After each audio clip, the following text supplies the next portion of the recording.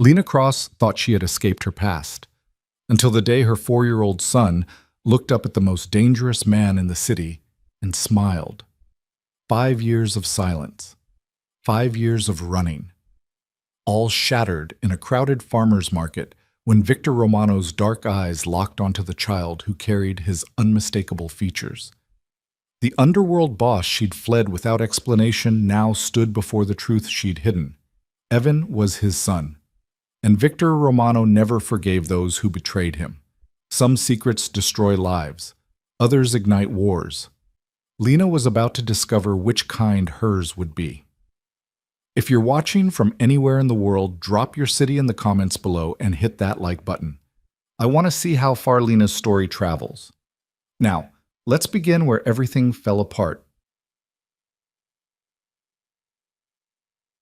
The Saturday morning sun filtered through the canvas canopies of the farmer's market, casting striped shadows across the cobblestone square.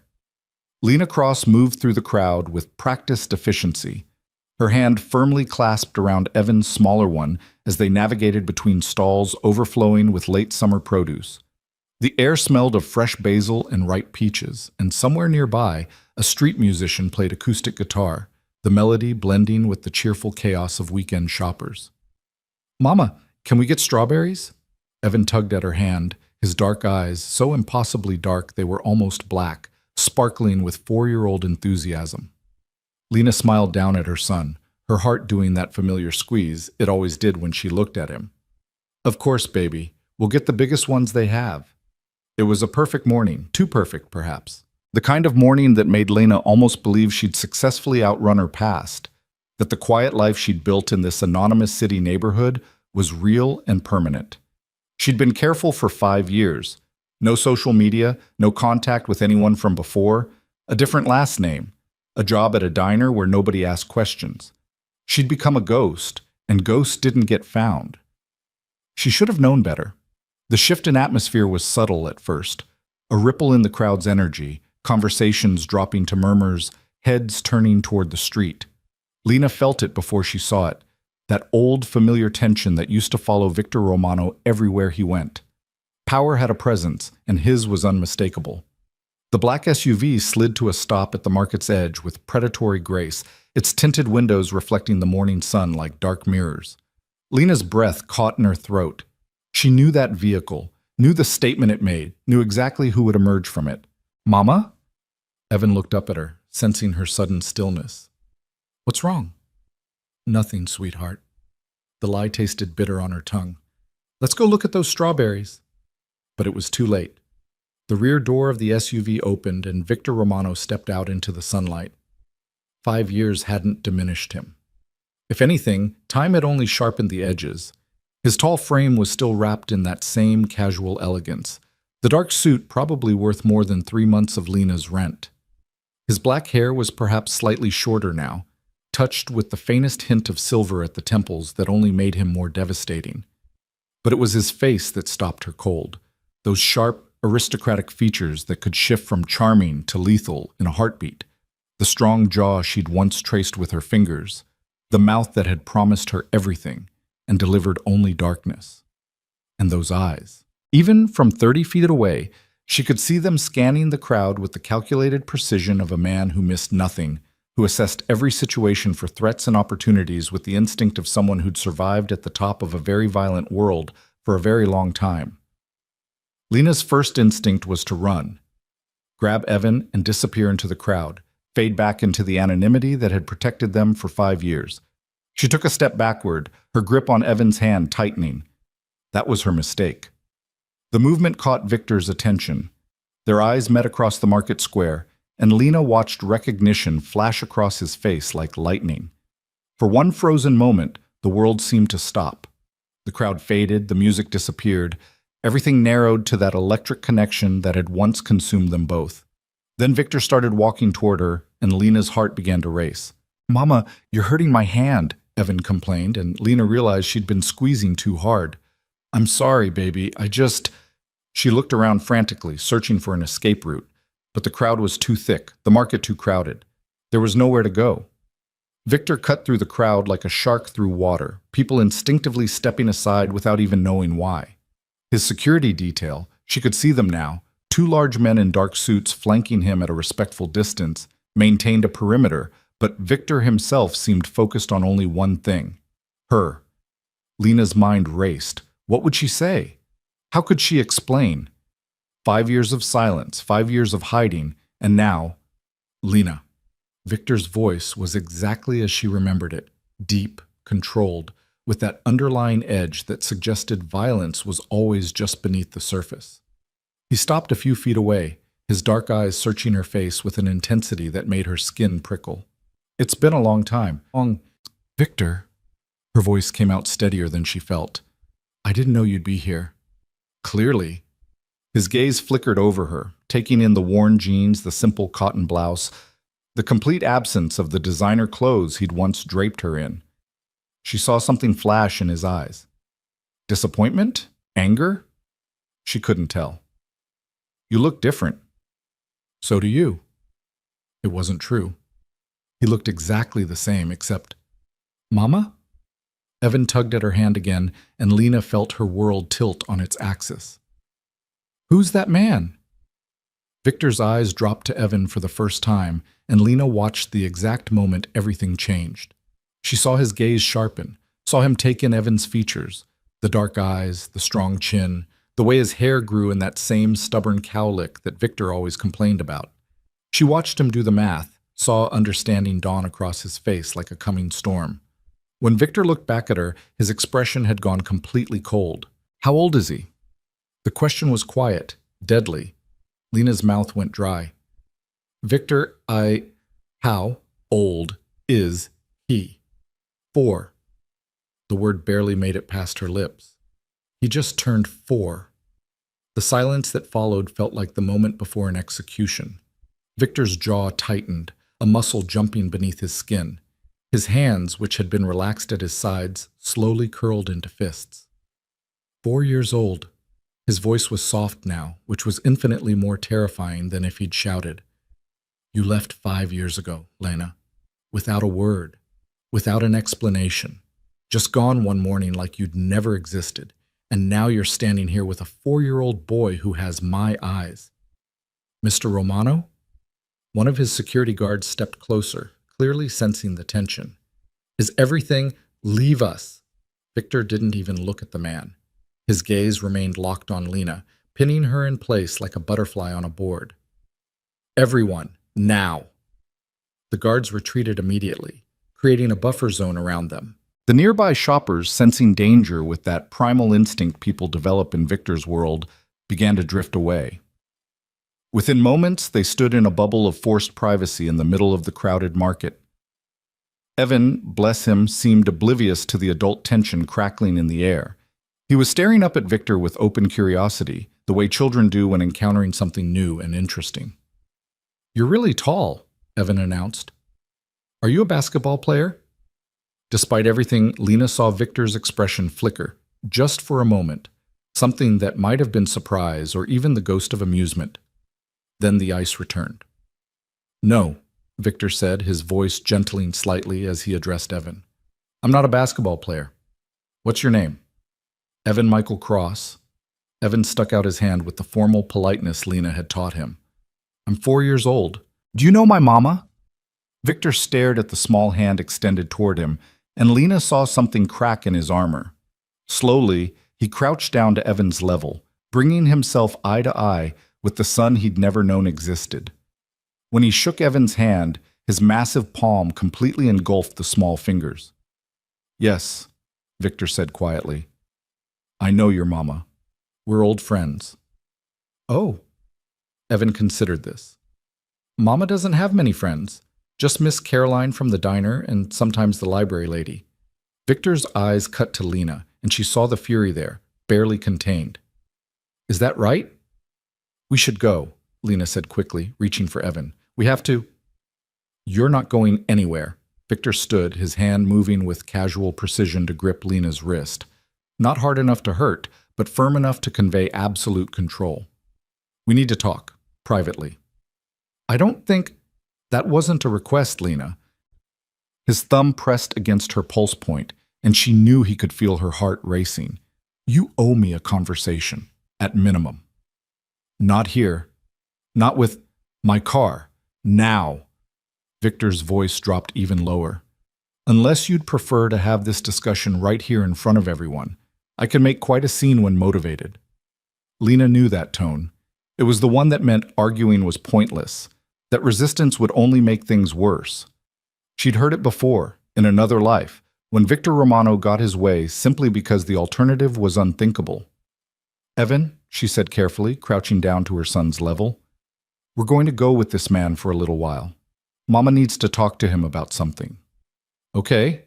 Evan seemed perfectly content with this arrangement. Can we still get strawberries after? Yes, baby, after. The walk to the SUV felt like a death march. Victor's hand remained on her wrist, a silent claim of ownership that made several passers-by glance at them nervously. His security detail materialized from the crowd, creating a protective corridor as they moved toward the vehicle. The interior of the SUV was exactly as Lena remembered: black leather, tinted windows, the faint scent of expensive cologne and power. Victor guided her into the back seat with Evan, then climbed in beside them. One of the guards took the driver's seat, and the door closed with a heavy, final sound. For a moment, nobody spoke. Evan busied himself exploring the armrest controls, delighted when he found buttons that made the windows go up and down. Lena sat frozen, acutely aware of Victor's presence beside her, of the rage she could feel radiating off him in waves. Drive around, Victor told the driver. Don't stop until I say so. The SUV pulled smoothly into traffic. Victor pressed a button, and a privacy screen rose between the front and back seats, sealing them in their own private world. Then he turned to face Lena fully, and she saw the carefully maintained control beginning to fracture. Tell me I'm wrong, he said quietly. Tell me that somehow, impossibly, this child isn't mine. Lena's throat tightened. I can't tell you that. Look at me and say it. Say he's mine. She forced herself to meet his eyes, to face the judgment and fury there. He's yours, Victor. Evan is your son. The words hung in the air between them like an accusation. Victor's jaw clenched so hard she could hear his teeth grind. His hands gripped his knees, knuckles going white with the force of restraint. 5 years, he said, his voice shaking now with barely suppressed emotion. 5 years you kept him from me. 5 years you let me believe— He cut himself off, turning away to stare out the window. Did you ever plan to tell me? Or was I just supposed to never know I had a son? It wasn't like that. Then what was it like, Lena? Victor spun back to face her, and now the anger was breaking through, hot and dangerous. Explain to me how you justify this. Explain how you walked out of my life pregnant with my child and never said a word, never gave me a chance. Never— You want to talk about chances? The words burst out of Lena before she could stop them, her own anger rising to meet his. You want to discuss what you would have done if I told you I was pregnant 5 years ago? You would have locked me up. Her voice rose sharply, and Evan looked up from the window controls, his small face concerned. Lena forced herself to lower her voice. You would have put me in that penthouse fortress of yours and treated me like property. You would have surrounded me with security and made every decision about my body, my baby, my life. And you know it. Victor stared at her, his dark eyes blazing. I would have protected you, both of you. From what, Victor? From the world you created? The world where people get shot in the street over drug territories and business deals? Where a woman I met at one of your events ended up dead because she dated the wrong rival? You call that protection? I call it reality. My reality. And you knew what that was when you were with me. I knew what it was, Lena agreed, her voice breaking slightly. That's exactly why I left. I couldn't raise a child in that world. I couldn't watch my son grow up wondering if his father would come home each night or if he'd get a phone call saying you'd been killed.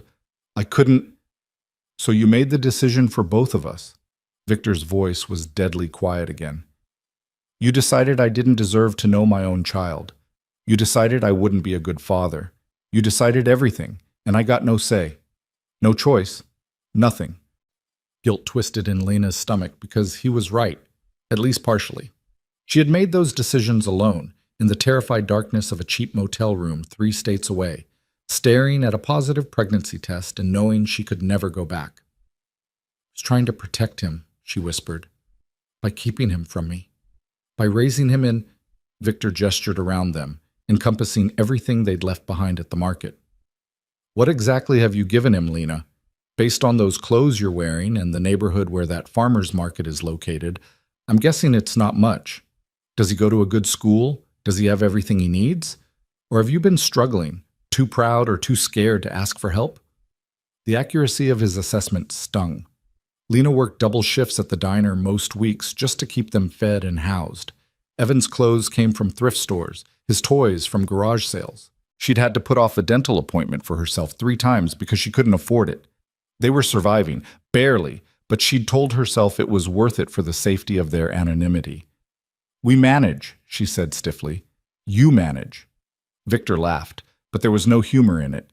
My son is barely managing when he should have everything, when he should be... He stopped abruptly, looking at Evan, who was watching them both with worried eyes. The little boy's lower lip was trembling. Mama, are you fighting? Lena's heart broke. No, baby, we're just talking. It's okay. It sounds like fighting. You sound scared. Before Lena could respond, Victor moved. He unbuckled his seatbelt and shifted closer to Evan, his large frame somehow gentle as he positioned himself at the child's level. Hey, Victor said softly, and Lena heard something in his voice she'd never heard before. Uncertainty. Vulnerability. Your mom's not scared, buddy. We're just having a grown-up conversation. Sometimes grown-ups get loud when they talk about important things, but nobody's going to hurt anybody, okay? Evan studied Victor's face with that serious, analytical expression he got sometimes, the one that reminded Lena so forcefully of his father. It hurt. Promise? Evan asked. I promise. Victor held out his pinky finger, and after a moment's hesitation, Evan wrapped his own small pinky around it. There. That's a real promise. Can't break those. Despite everything, Lena felt tears prick her eyes. This was what she'd been afraid of, what had haunted her for 5 years. The inevitable moment when Victor's natural charisma, his ability to command loyalty and affection, would work its magic on their son. What's your name? Evan asked suddenly. I told you mine, but you didn't tell me yours. Victor glanced at Lena, and she saw the question in his eyes. She gave a tiny, almost imperceptible nod. What else could she do? Victor, he said, turning back to Evan. My name is Victor Romano. That's a cool name. Like a superhero. Evan considered this for a moment. Are you a superhero? No, I'm just a man who makes sure people keep their promises. Oh. Evan seemed to accept this explanation with the easy trust of childhood. Do you have any kids? The question landed like a physical blow. Lena watched Victor's expression shudder, watched him struggle with how to answer. Finally, he said, I do now. Evan frowned, confused. You just got them? Like from a store? Despite the tension, Victor's mouth twitched. No, not from a store. I just found out about them today. Oh, are you happy? Mama says kids are the best thing ever. Victor's eyes cut to Lena, holding her gaze as he answered. Think I will be, once I figure everything out. The SUV continued to glide through the city streets, passing from the modest neighborhood where Lena had been shopping into increasingly affluent areas. Lena recognized the route. Victor was taking them toward the waterfront, toward the exclusive district where his penthouse occupied the top 3 floors of a gleaming tower. Where are we going? She asked, though she already knew. My place, where we can talk without worrying about little ears. Victor nodded toward Evan, who had returned to playing with the window controls. I have it set up for, well, not for children, but we can work with it. Victor, I can't just... Yes, he interrupted, his voice firm. You can. You will. Because we are going to have a very long conversation about the last 5 years, about my son, and about what happens next. And we're going to have it somewhere private where I won't be tempted to do something that would traumatize the child. The underlying threat in his words made Lena's pulse spike. Are you threatening me? I'm stating facts. Victor leaned back in his seat, his posture deceptively relaxed. You've had 5 years to make decisions, Lena. Now it's my turn. And unlike you, I'm willing to have the hard conversations face to face instead of running away in the middle of the night. The barb hit home, and Lena felt her cheeks flush. She wanted to argue, wanted to defend her choices, but what could she say? Everything he'd accused her of was true. She had run, she had hidden, she had made unilateral decisions about their child's life without giving him any input, but she'd also kept Evan safe. He'd never witnessed violence, never been exposed to the darkness that followed Victor everywhere he went. Her son had a normal childhood, or as normal as poverty allowed. The SUV pulled into the underground parking garage of Victor's building, and Lena felt a wave of remembered anxiety. How many times had she made the same journey, knowing she was entering a world where Victor's word was law, where his power was absolute? She'd thought she was done with this feeling, this sense of helplessness in the face of his overwhelming presence. The elevator ride to the penthouse was silent except for Evan's excited chatter about how high they were going. Victor listened to him with an attention that seemed almost hungry, as if trying to absorb every detail about this child who'd appeared in his life so suddenly. When the elevator doors opened directly into the penthouse, Lena steeled herself. But stepping into that familiar space was like stepping back in time. The floor-to-ceiling windows still offered their breathtaking view of the city and harbor. The furniture was different, more modern now, sleeker, but the essential character of the space remained: masculine, controlled, expensive, and absolutely impersonal except for the art on the walls. "Wow," Evan breathed, running to the windows. "Mama, look how high we are. I can see everything." "Stay away from the glass, baby," Lena called automatically. "He's fine." Victor moved to a panel on the wall and pressed a button. Instantly, a subtle shimmer appeared on the windows, some kind of safety film or protective barrier. They're reinforced, a truck couldn't break through them, let alone a small child. Of course they were. In Victor's world, every surface was armor, every entrance a potential breach point. Lena remembered how suffocating that constant vigilance had felt, how exhausting it was to live in a state of perpetual defensive readiness. "Marcus," Victor spoke into an intercom. "Send someone to get children's items. Age 4, boy. Toys, snacks, whatever kids that age need. And lunch. Something a child would actually eat, not the usual menu." "Right away, Mr. Romano." The response was immediate, efficient. Victor turned to face Lena, and she saw that the rage from earlier had crystallized into something harder, more controlled, and far more dangerous. "Evan," he called to the boy, still entranced by the view, "why don't you explore a bit? Just stay in this room where we can see you." Evan nodded absently, already moving along the windows to get different vantage points of the city below.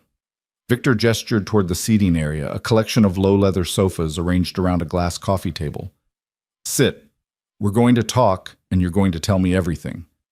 Lena sat, her body remembering how to position itself in these spaces, how to appear smaller, less threatening. Old habits from when she'd tried to navigate Victor's world without drowning in it. Victor didn't sit. He stood in front of her, arms crossed, a position of dominance and interrogation. "Start at the beginning," he said. "The morning you left. Tell me why." Lena took a shaky breath. "I woke up and I knew I couldn't do it anymore. Couldn't be the woman waiting at home while you went out to handle business. Couldn't smile at the parties while everyone pretended not to know what you really did. Couldn't... You knew what I did when we met, when you moved in here. That didn't suddenly change." "No, but I did." Lena looked up at him, willing him to understand. "I started to see the reality behind the illusion. Started to notice the blood on the edges of your perfectly tailored suits. Started to realize that every luxury I enjoyed came with a price tag paid by someone else's suffering." "Spare me the moral awakening speech." Victor's voice was cold. "We both know you enjoyed the benefits of my life while you were here. The clothes, the jewels, the security. I'm not claiming I was innocent," Lena's voice rose. "I know I was complicit. I know I benefited. That's exactly why I had to leave, because I was becoming someone I didn't recognize, someone who could overlook terrible things because they didn't directly affect me." "And the pregnancy? When did you find out?" Lena swallowed hard. "A week after I left. I'd been feeling sick, thought it was stress from running. Did a test in a gas station bathroom 3 states away." She watched Victor's hands tighten into fists, watched him process the image of her alone, scared, taking that test without him there. You could have come back then. Could have told me. And you would have hunted me down if I hadn't? Lena challenged. Be honest, Victor. If I told you I was pregnant and still said I wanted to leave, what would you have done? The silence that followed was damning. They both knew the answer. Victor would have never let her go, pregnant or not. He would have used every resource at his disposal to keep her, to control the situation, to ensure his child was born under his protection and his rules. I would have taken care of you, Victor said finally. Both of you. You would have had the best medical care, the safest environment. A cage is still a cage, Victor, even if it's gilded. And what you gave him instead? Victor gestured toward Evan. Living paycheck to paycheck, I'm guessing. What kind of apartment do you have? One bedroom? How do you afford health care? What happens if there's an emergency and you can't cover it? Each question was a knife, precise and brutal. Lena felt herself shrinking under the assault because every word was true. She'd struggled constantly, lived in fear of anything going wrong because she had no safety net, no resources to fall back on. I kept him safe, she whispered. You kept him poor. Victor's voice was merciless. You kept him from his father. You kept him from a life where he could have everything he needed and more. And you did it because of your own fear and your own judgments about my life.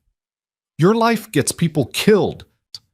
The shout made Evan look over, concern creasing his small face. Lena forced herself to lower her voice. Your life is violence, Victor. It's death and danger, and it's also power, Victor interrupted. It's also protection stronger than any law can provide. It's also the ability to ensure my family never wants for anything.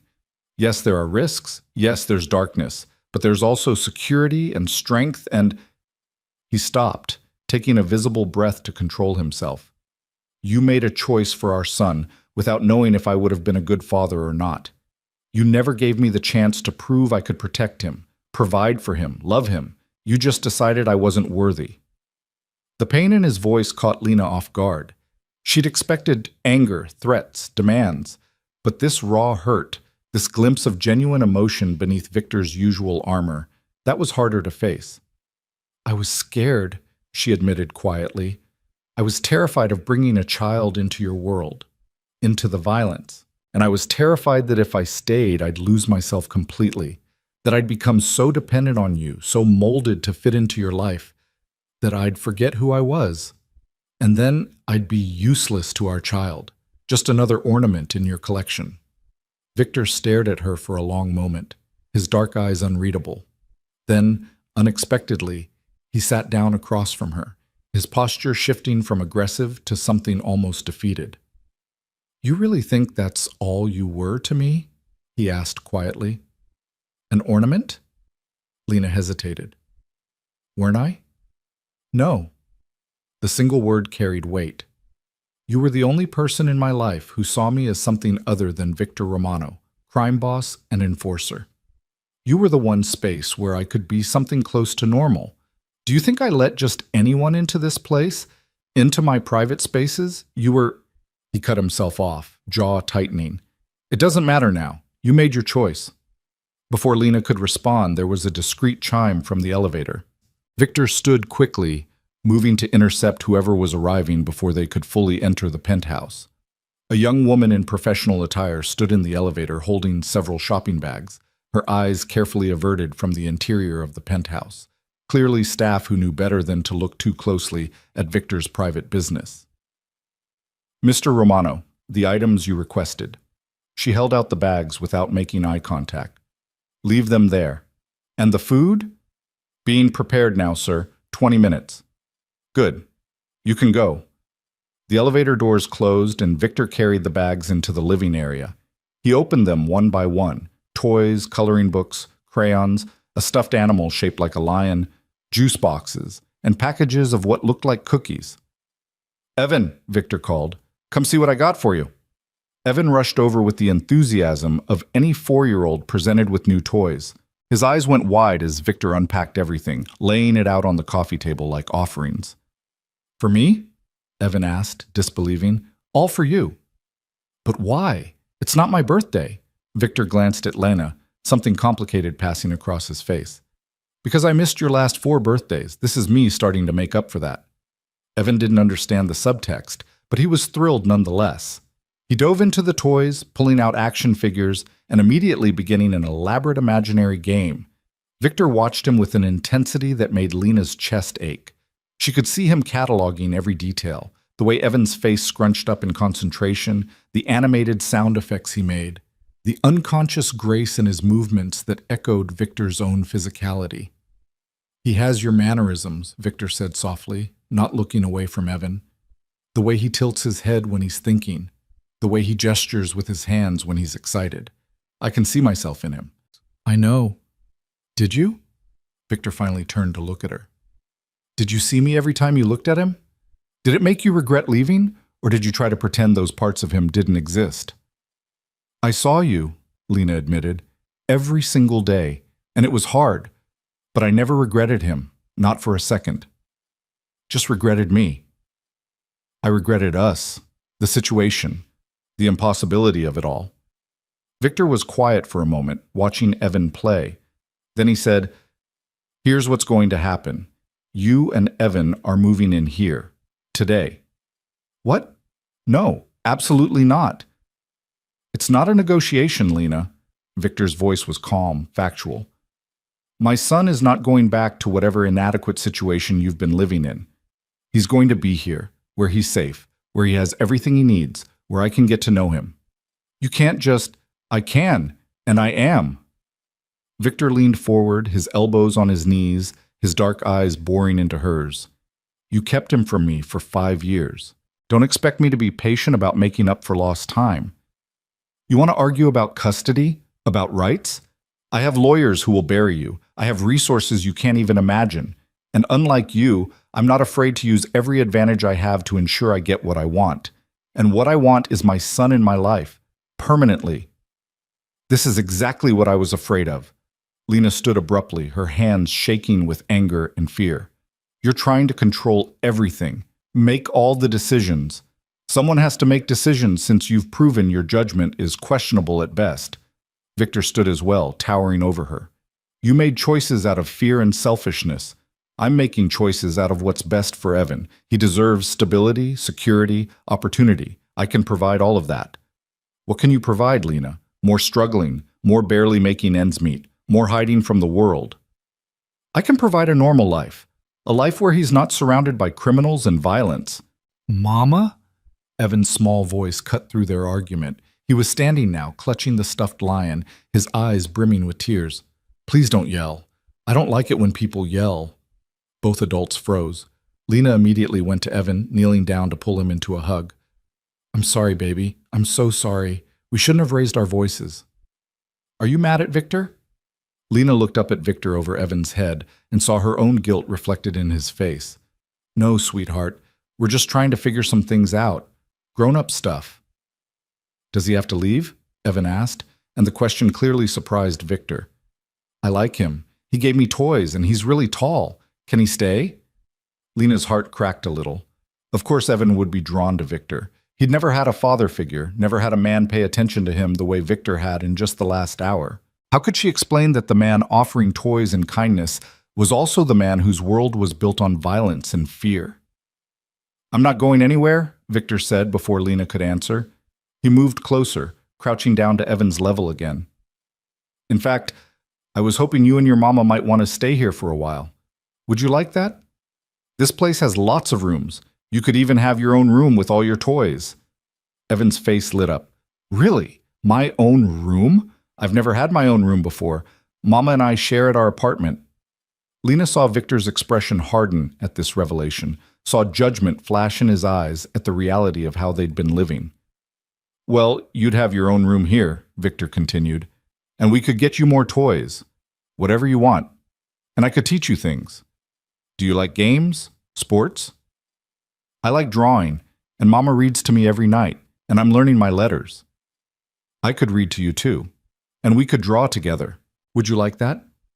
Evan nodded enthusiastically, then looked at Lena with pleading eyes. "Can we, Mama? Please?" How was she supposed to say no to that? How was she supposed to explain to her 4-year-old that the nice man offering them everything was also a dangerous man whose world she'd fled in fear? But looking at Victor now, at the careful gentleness in his expression as he interacted with Evan, at the hunger in his eyes for connection with his son, Lena realized that maybe she'd been wrong about one thing. Maybe Victor could love their child. Maybe he already did, after just this short time. The question was, could she survive being pulled back into his orbit? Could she maintain her own identity, her own agency, while living in Victor Romano's world? And did she have any choice? "We need to talk about this more," Lena said carefully. "In private. Can we do that?" Victor nodded. He stood, addressing Evan again. "Why don't you play with your new toys for a bit? Your mama and I are going to talk in the other room. We'll be able to see you the whole time, okay?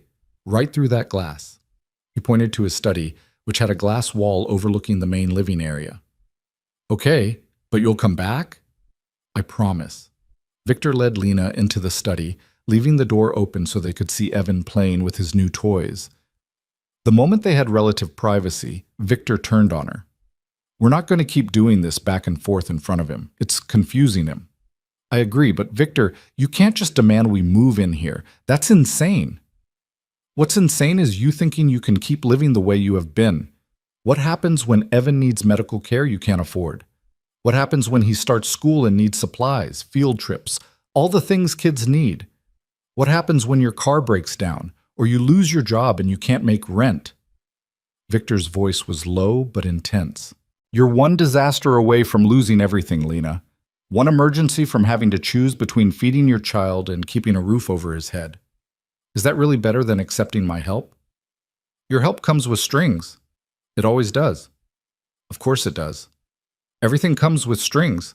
The difference is my strings come with security, with resources, with the guarantee that my son will never go without. What do your strings offer except the illusion of independence while you struggle?" Lena wanted to argue, but she couldn't, because he was right. She'd been living on a knife's edge for 5 years, one catastrophe away from total disaster. She'd told herself it was worth it for freedom. But was that true? Or had she just been too proud to admit she needed help? "If we stay," she said slowly, "there have to be conditions, rules." "I'm listening." "I want my own space. Evan and I stay in our own rooms. This doesn't become some kind of forced family situation where you dictate our entire lives." "Agreed. You'll have the second floor, complete privacy." "I want to keep working. I'm not going to sit around being decorative while you run your empire." Victor's jaw tightened. "That diner job is beneath you. That diner job kept us fed for 5 years. Don't insult it." "Fine. Keep it if you want, though I don't understand why you'd choose to serve coffee to strangers when you could." He stopped himself. "Never mind. What else?" "Evan doesn't get exposed to your business, ever. If you have meetings, if you have to deal with whatever you deal with, it doesn't happen around him." "Obviously. Do you think I'm an idiot? My son will be completely separate from that aspect of my life. And if people come after you, if there's violence because of what you do, what then, Victor?" He stepped closer to her, and Lena felt the wall press against her back. She hadn't even realized she'd been retreating. "Then they'll learn what happens when you threaten something I care about," Victor said quietly. "I have enemies, yes, but I also have power, and I promise you, Lena, nothing and no one will touch our son. I will burn this entire city down before I let anyone harm him." The intensity in his voice, the absolute conviction, should have scared her. Instead, Lena felt something else, a treacherous warmth, the memory of what it felt like to be under Victor Romano's protection, to know that his considerable power stood between her and any threat. "You can't promise perfect safety," she whispered. "No, but I can promise to do everything in my power to protect him. Can you say the same? You, alone, with no resources and no backup? What happens if someone from your past recognizes you? If someone figures out who you used to be and decides that makes you a target? At least here, with me, you have security, protection, my strength." Lena closed her eyes, feeling the weight of 5 years of fear and struggle pressing down on her. She was so tired. Tired of being scared, tired of barely making it, tired of the constant stress of trying to be enough for Evan when she knew she was falling short. 1 month, she heard herself say, We'll stay for 1 month, trial basis. If it doesn't work, it will work. Victor's hand came up to cup her face, tilting it up toward him. Because I will make sure it works, for Evan's sake, if nothing else. His touch sent electricity through her, awakening memories she'd tried so hard to bury. This was dangerous, being this close to him, feeling the pull of his presence again. Victor. I know. He stepped back abruptly, his hand falling away. I know what this isn't. You don't need to spell it out. This is about Evan, not about us. I understand that. Did she imagine the hurt in his voice? The suggestion that maybe, despite everything, he'd hoped for something more? I need to call the diner, tell them I won't be in for my shift tomorrow, and we need to get our things from the apartment. I'll have someone pack everything and bring it here. Give me the address. I can pack my own belongings. You can, but why would you when I can have it done professionally and efficiently?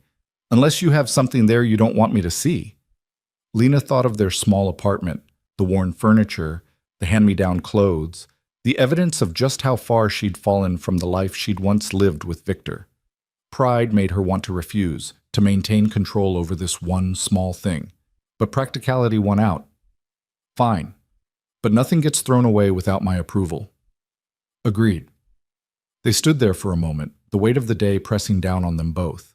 Through the glass they could see Evan happily playing, completely oblivious to how drastically his life had just changed. He's incredible, Victor said softly, his eyes on his son. Even knowing him for less than 2 hours, I can see it. He's smart, kind, curious. You did well with him, Lena.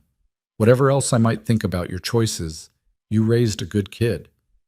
The acknowledgement, unexpected and genuine, brought tears to Lena's eyes. Thank you. But now he gets the best of both worlds. Your love and guidance and my resources and protection. Together, we can give him everything. Together.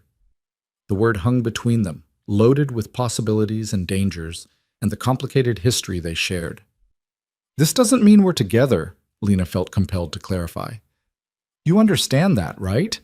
This is co-parenting, nothing more. Victor's expression was unreadable. Of course. Nothing more. But the way he was looking at her, the intensity in his gaze suggested he didn't fully accept that limitation. And if Lena was honest with herself, a traitorous part of her didn't fully accept it either. Which was terrifying, because falling back into Victor Romano's orbit once had nearly destroyed her. Doing it again, especially with Evan in the mix, could be catastrophic for all of them. But what choice did she have now? He'd found them. He knew about Evan, and he was right about one thing. His resources could give their son opportunities she could never provide alone. She just had to figure out how to protect her heart in the process. The first night in Victor's penthouse felt surreal. Lena stood in the doorway of what was now Evan's bedroom, a space that had been transformed in mere hours from a sterile guest room into something resembling a child's paradise. The efficiency with which Victor's staff had worked was almost frightening. They'd brought furniture, bedding with dinosaur patterns that Evan had pointed to excitedly in a catalog, bookshelves already stocked with age-appropriate books, and a toy chest that was rapidly filling with new acquisitions. Their belongings from the apartment had arrived in neat boxes, looking somehow shabby and out of place in the luxury surroundings. Lena had unpacked Evan's favorite stuffed rabbit, the one with the missing eye that she'd sewn back on 3 times, and placed it carefully on the new bed. At least something familiar would be here for him. "Mama, look," Evan called from where he was exploring the attached bathroom. "The bathtub is huge! Can we put bubbles in it?" "Of course, baby." Lena managed a smile, trying to project calm she didn't feel. "Let's get you ready for bed, okay? It's been a very long day." "But I'm not tired." Even as he said it, Evan yawned hugely, betraying his words. "Bath first, then pajamas, then we'll read a story." "Will Victor read with us?" The question stopped Lena cold. In the chaos of moving in, of trying to establish some semblance of normalcy, she hadn't thought about how quickly Evan would try to incorporate Victor into their routine. "I don't know if he's available, sweetheart. He's probably busy with work stuff." "I'm available." Lena turned to find Victor standing in the hallway, still dressed in his suit though he'd removed the jacket and loosened his tie. He looked somehow different in this context, less the intimidating crime boss and more just a man standing in a doorway, uncertain. I finished the calls I needed to make, Victor continued. If the offer still stands, I'd like to be part of bedtime, if that's okay. He was asking permission. Victor Romano, who commanded absolute obedience from everyone in his world, was asking if he could read to his son. The vulnerability in the gesture made Lena's throat tight. Of course, she heard herself say. Evan would love that. The next hour was strange and wonderful and painful all at once. Victor sat on the edge of Evan's new bed, his large frame somehow gentle as he held the picture book Evan had selected. His deep voice softened as he read about a brave little truck that could, and Lena watched from the doorway as Evan's eyes grew heavy, his small body relaxing against the pillows. And the little truck said, I think I can, I think I can, Victor read, his hand smoothing Evan's hair back from his forehead, in a gesture so naturally paternal it made Lena's chest ache. By the time the story ended, Evan was nearly asleep. Victor closed the book carefully, setting it on the nightstand. Good night, Evan, he said softly. Night, Victor. Evan's words were muzzy with sleep. Will you be here tomorrow? I'll be here, I promise. Good. I like having you here. Lena saw Victor's jaw tighten with emotion. He stood carefully, not wanting to disturb Evan, and moved toward the door where Lena waited. Together they stepped into the hallway, leaving the door cracked so they could hear if Evan called out. For a moment, neither of them spoke. The hallway felt too intimate, too quiet, with just the two of them standing close enough that Lena could smell his cologne. That same scent she remembered from 5 years ago, woodsy and expensive and distinctly him. Thank you, Victor said finally, for letting me be part of that. He's your son. You don't need my permission to read him a bedtime story. Don't I? Victor's dark eyes searched her face. You've had him to yourself for 4 years. Every bedtime, every morning, every scraped knee and bad dream. I'm the intruder here, Lena. We both know it. The honesty in his words surprised her. You're not an intruder, you're his father. I'm sorry you missed so much. I am. But we can't change the past. We can only move forward. Forward into what exactly? What does this look like? You and me trying to raise him together when we can barely be in the same room without fighting? Lena leaned against the wall, suddenly exhausted. I don't know. We figure it out as we go, I guess. Set boundaries, communicate. Try not to let our personal issues affect him. Our personal issues? Victor's mouth twisted. Is that what we're calling it? What would you call it? Unfinished business. The words hung in the air between them, heavy with implication. Lena's pulse quickened. Victor, I'm not trying to start anything, he interrupted. I'm just being honest. You left without explanation, without closure, and now you're back. And I'm supposed to just… what? Pretend we're friendly co-parents with no history? Pretend I don't remember every detail of the 2 years we spent together? Pretend I didn't spend months trying to find you, wondering what I'd done wrong? Lena's breath caught. You looked for me? Of course I looked for you. Victor's voice was rough. I tore this city apart trying to find you. I had people searching 3 states in every direction. I called in every favor I had. And you just vanished like you'd never existed. Do you have any idea what that did to me? I had to disappear completely. I knew if I left any trail, I would find you. Yes, you were right about that. Victor stepped closer, and Lena found herself pressed back against the wall. But finding you now, like this, learning about Evan, it's not closure, Lena. It's just opening up all the old wounds again. I know. Her voice came out barely above a whisper. I'm sorry for all of it. For the pain I caused you, for keeping Evan from you. I thought I was doing the right thing, but maybe I was just being a coward. You were scared. I understand that now. Victor's hand came up to brace against the wall beside her head, caging her in.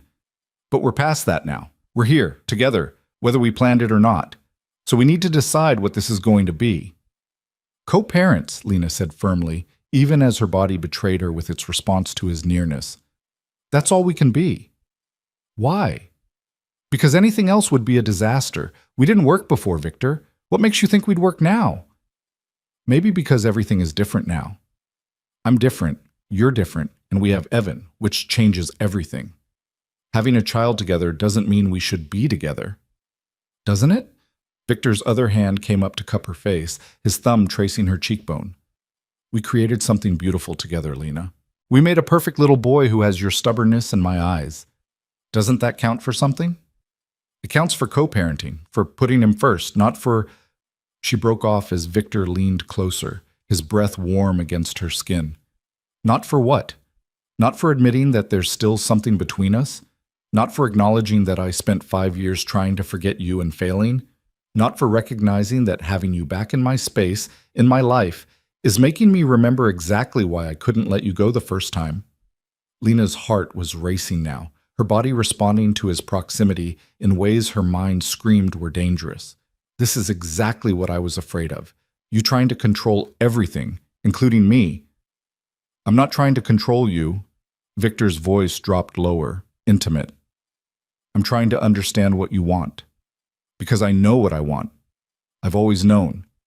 The question is whether you're brave enough to be honest about what you want. Before Lena could answer, a soft sound from Evan's room made them both freeze. Victor stepped back immediately, the moment broken. They waited in silence, but Evan was just shifting in his sleep, not calling out. Victor ran a hand through his hair, his control visibly reasserting itself. You should get some rest. Tomorrow's going to be complicated. What happens tomorrow? We start figuring out how this works, schedules, routines, all of it, and I need to make some calls, put certain security measures in place now that I have a son to protect. The reminder of Victor's world, the danger inherent in it, was like cold water. What kind of security measures? Nothing that will impact Evan's daily life. But people need to know that my family is off limits, completely untouchable. Anyone who even thinks about using him to get to me needs to understand the consequences would be terminal. Lena shivered at the casual menace in his words. This was the Victor she'd fled from, the one who spoke of violence like it was just another business transaction. I don't want him growing up afraid. He won't be. Fear comes from weakness, from vulnerability.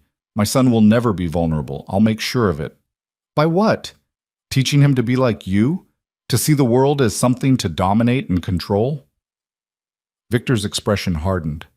I'll teach him to protect himself and the people he loves. I'll teach him that strength matters, that power is the only thing that keeps you safe in a dangerous world.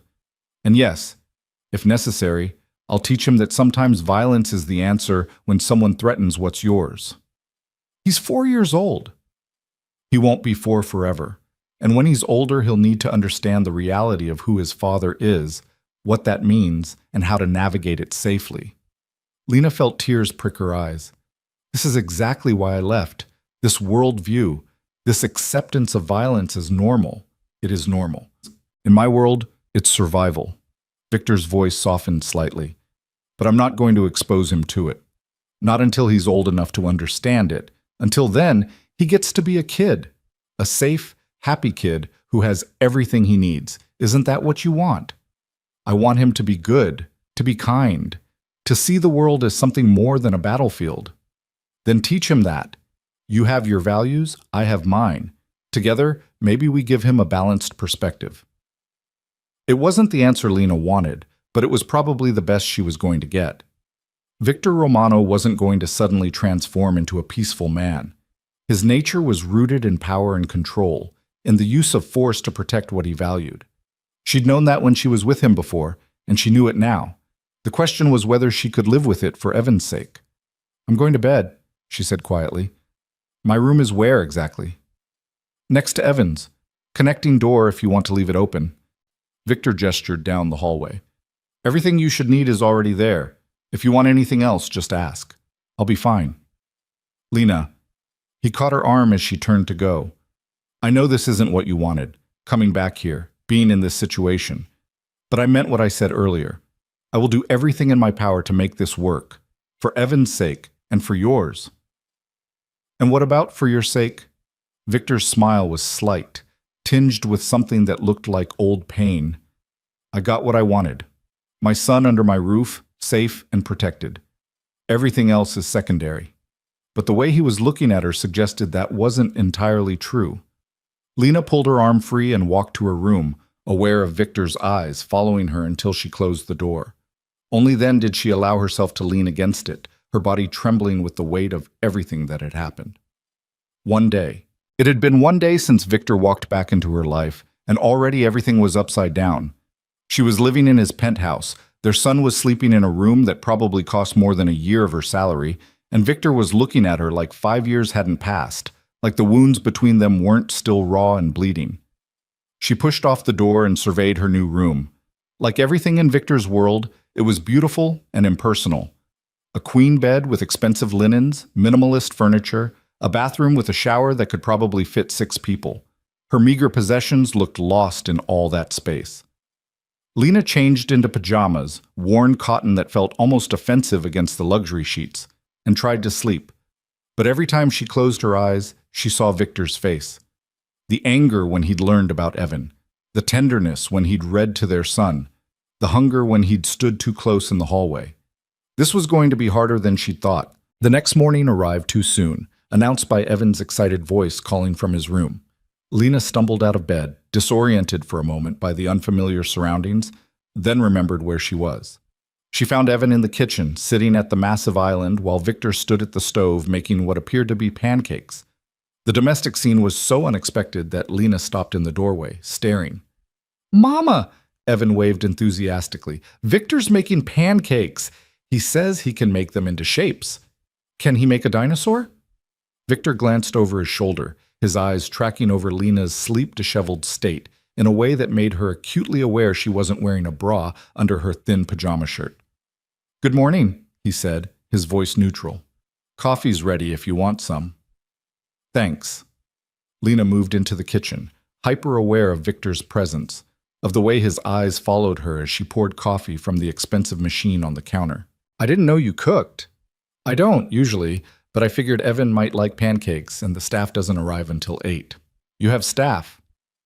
"A chef who comes in for dinner, housekeeping twice a week, and Marcus who handles everything else. But mornings are usually quiet." Victor returned his attention to the griddle. "Dinosaur pancake coming up." Lena watched him work, noticing the careful precision in his movements, the way he'd clearly looked up how to make shaped pancakes and was following the instructions exactly. It was so at odds with his usual command that she felt her defenses soften slightly. "Can I help?" "You can sit with Evan. Talk to me about his routine. What time he usually eats, naps if he still does, activities he likes. I need to understand his schedule." Of course he did. Victor approached fatherhood the same way he approached everything else, methodically, gathering information, establishing control. Lena sat on the stool next to Evan, pulling him close for a good morning hug. "He doesn't nap anymore unless he's sick," she began. "He usually wakes up around 7, has breakfast, then we do some learning activities, letters, numbers, that kind of thing. I was going to enroll him in pre-K this fall, but..." She stopped, realizing that plan was probably obsolete now. "He'll go to the best program in the city," Victor said firmly. "I'll have Marcus research options." "I can research options." "You can. Or you can let me handle it since I have connections that can get him into programs that usually have waiting lists years long." Lena bristled at the implication that her research wouldn't be good enough, but she forced herself to stay calm. "Pick your battles," she reminded herself. "Fine, but I want to be part of the decision." "Of course." Victor slid a plate in front of Evan with a surprisingly accurate dinosaur-shaped pancake on it. Evan's face lit up with delight. "It's a T-Rex. Look, Mama, it has little arms." "I see. It's very impressive." Lena looked at Victor, who was trying to hide what might have been pleasure at Evan's reaction. "Thank you." "You're welcome." He poured more batter onto the griddle. "Regular shape okay for you?" "Whatever's easiest." They settled into an awkward breakfast rhythm, Evan chattering happily about his new room, while Lena and Victor exchanged careful, polite conversation like strangers forced together by circumstance. Which, Lena supposed, was exactly what they were now. Two people bound by a child, trying to figure out how to exist in the same space without destroying each other. "I need to go to work today," Lena said finally.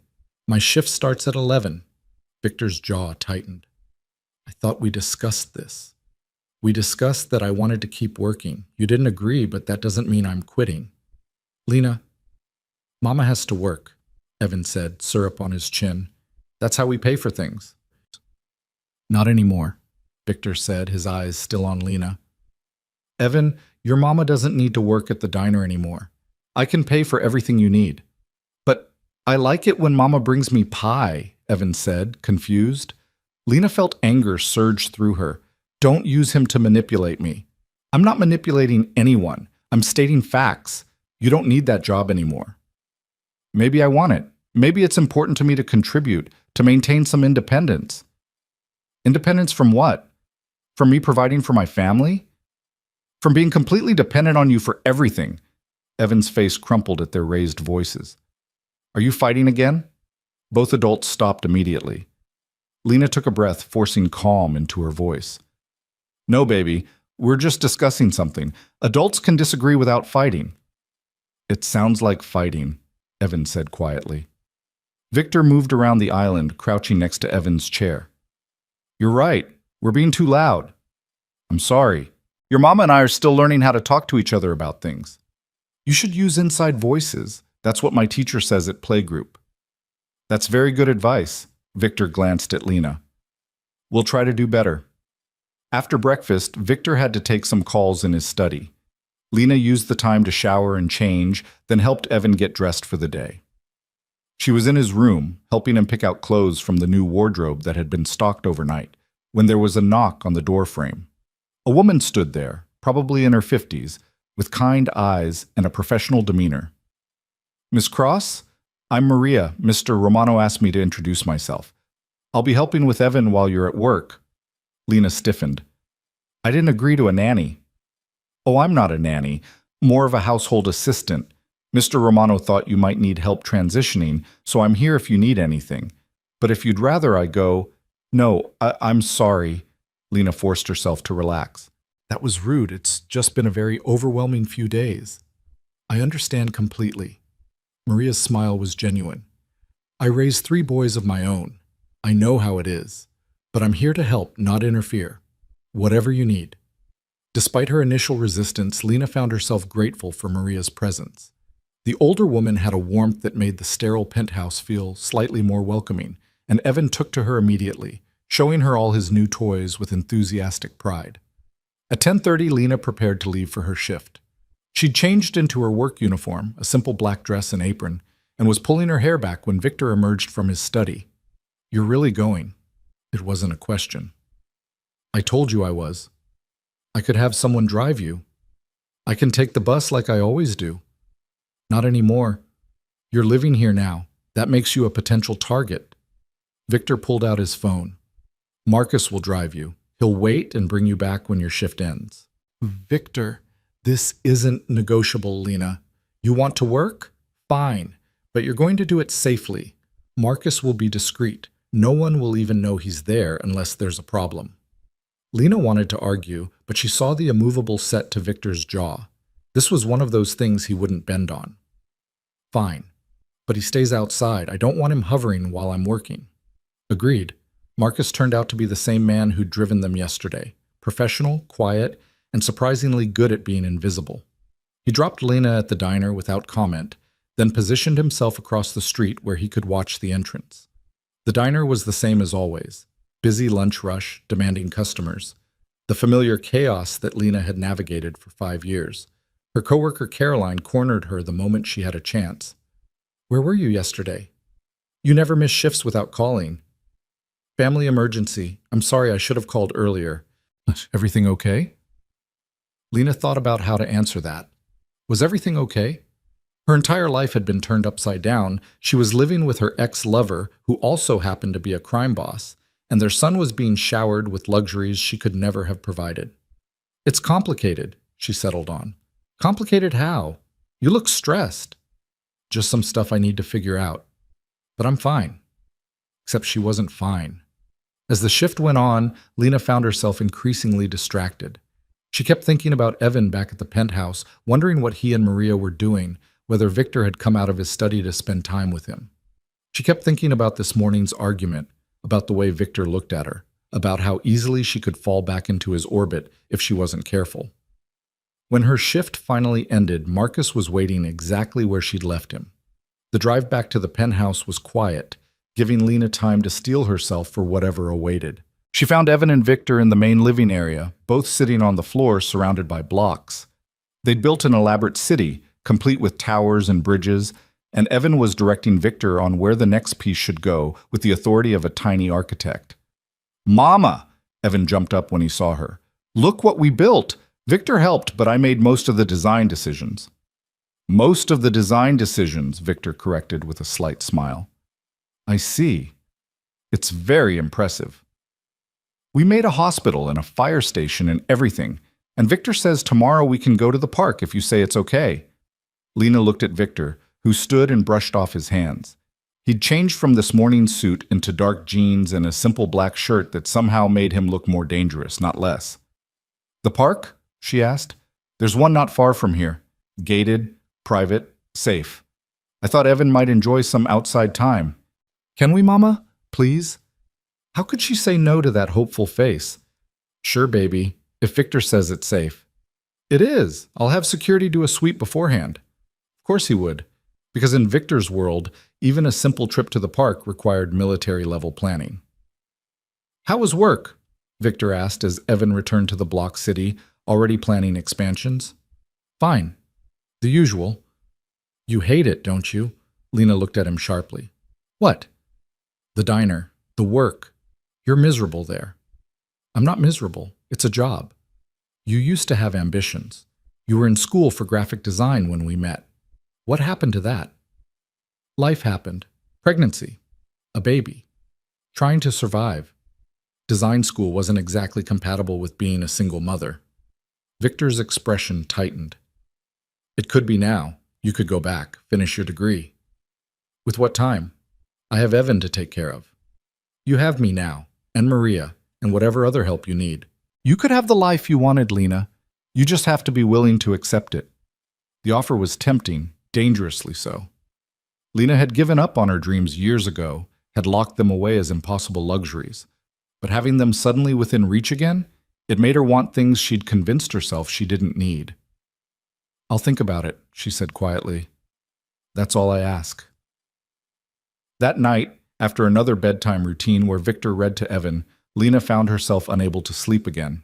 She wandered into the living area around midnight, thinking she was alone, only to find Victor standing at the massive windows overlooking the city.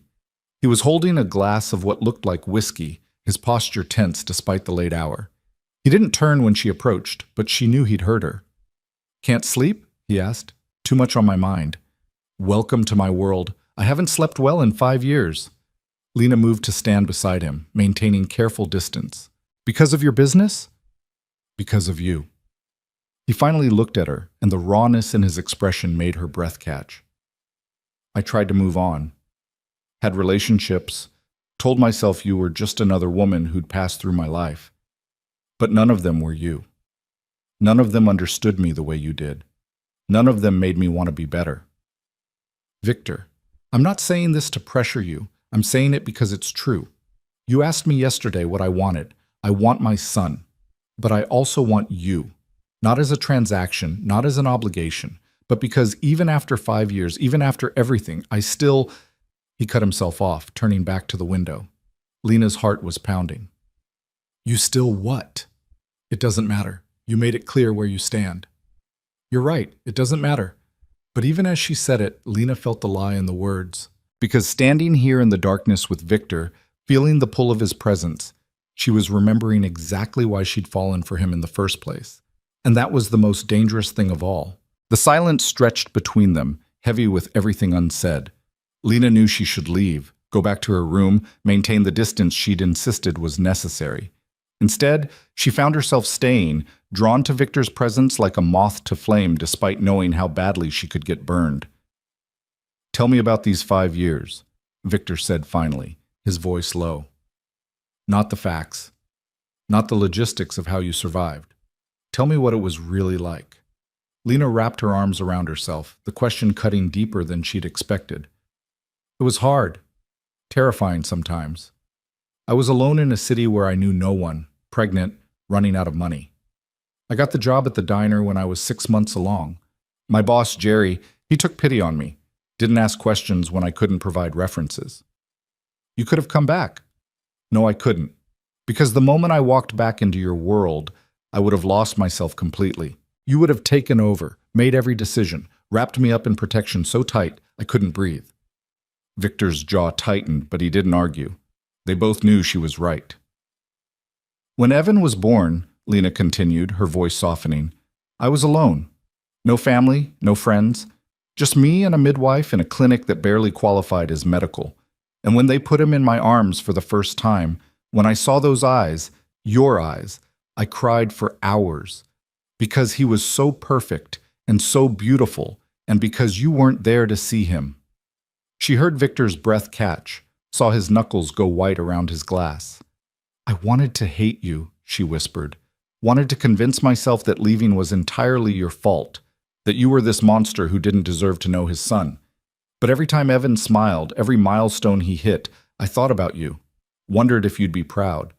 Wondered what you would say, how you would react. Lena, I'm not telling you this to hurt you. I'm telling you because you asked what it was really like. It was lonely and hard and filled with regret. But it was also mine. My choices, my struggles, my victories. And I was terrified that if I came back, I'd lose that.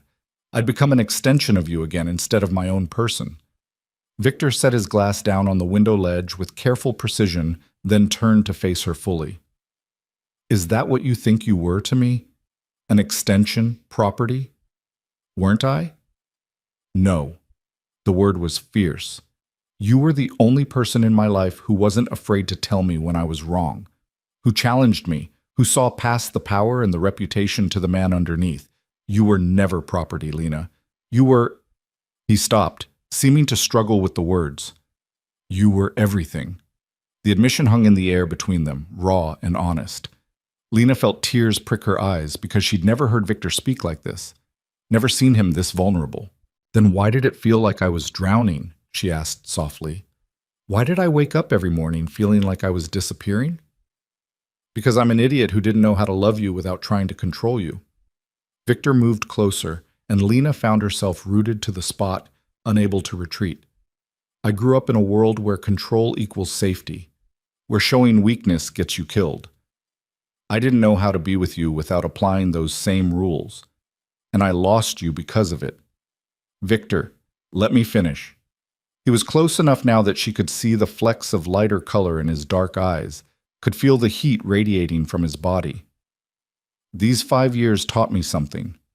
Power means nothing if you're alone. Money means nothing if you have no one to share it with. I built an empire, Lena. I have more resources and influence than I ever dreamed of, and every bit of it felt empty because you weren't there. You're romanticizing the past. We fought constantly toward the end, because you were trying to tell me something I was too stubborn to hear, that you needed space to be yourself, that my protection was becoming a prison. I hear you now. And I'm asking, begging if I have to, for a chance to prove I can do better. Lena's heart was racing, her resolve crumbling under the intensity of his gaze. This is exactly what I was afraid of. You, saying all the right things, making me want to believe you've changed. I have changed. Have you? Really? Because from where I'm standing, you're still making unilateral decisions, still using your power to control situations, still assuming you know what's best for everyone. Victor's expression tightened. I'm protecting my family. That's different. Is it? Or are you just justifying the same behavior with different reasoning? What do you want from me, Lena? The frustration in his voice was palpable. You want me to apologize for having security drive you to work? For making sure my son has everything he needs? For trying to create a safe environment for both of you? I want you to ask instead of demand. I want you to include me in decisions instead of presenting me with done deals. I want to feel like a partner, not a subordinate. Fine. I'm asking now. Victor's voice dropped, became intimate. What do you want? From this situation, from me, from us sharing this space and raising Evan together. Tell me what you need and I'll do everything in my power to make it happen. The question was too big, too loaded with implications. Lena felt herself trembling, caught between desire and fear, between the pull of what they'd had and the terror of repeating past mistakes. I need time, she managed. I need space to figure out who I am now, separate from who I was when I was with you. I need to know I can stand on my own even while we're under the same roof. Okay, Victor nodded slowly. Time and space, I can do that. But Lena, I need something from you too. What? Honesty. Complete honesty. No more running when things get hard. No more making decisions about our son without talking to me first. And no more pretending there's nothing between us when we both know that's a lie. Before Lena could respond, before she could even process what he was saying, Victor closed the distance between them. His hand came up to cup her face, his thumb tracing her cheekbone in a gesture so familiar it made her ache. I'm going to kiss you now, he said quietly. And you can tell me to stop. You can walk away. But I need you to know that I haven't stopped wanting you. Not for a single day in 5 years. Lena knew she should stop him, knew she should maintain the boundaries she'd insisted on, keep things professional and distant for Evan's sake. But when Victor's mouth descended on hers, when she felt the familiar heat of his kiss, all her careful resolutions scattered like leaves in the wind. His lips were exactly as she remembered, demanding but tender, taking control while somehow making her feel like an equal participant.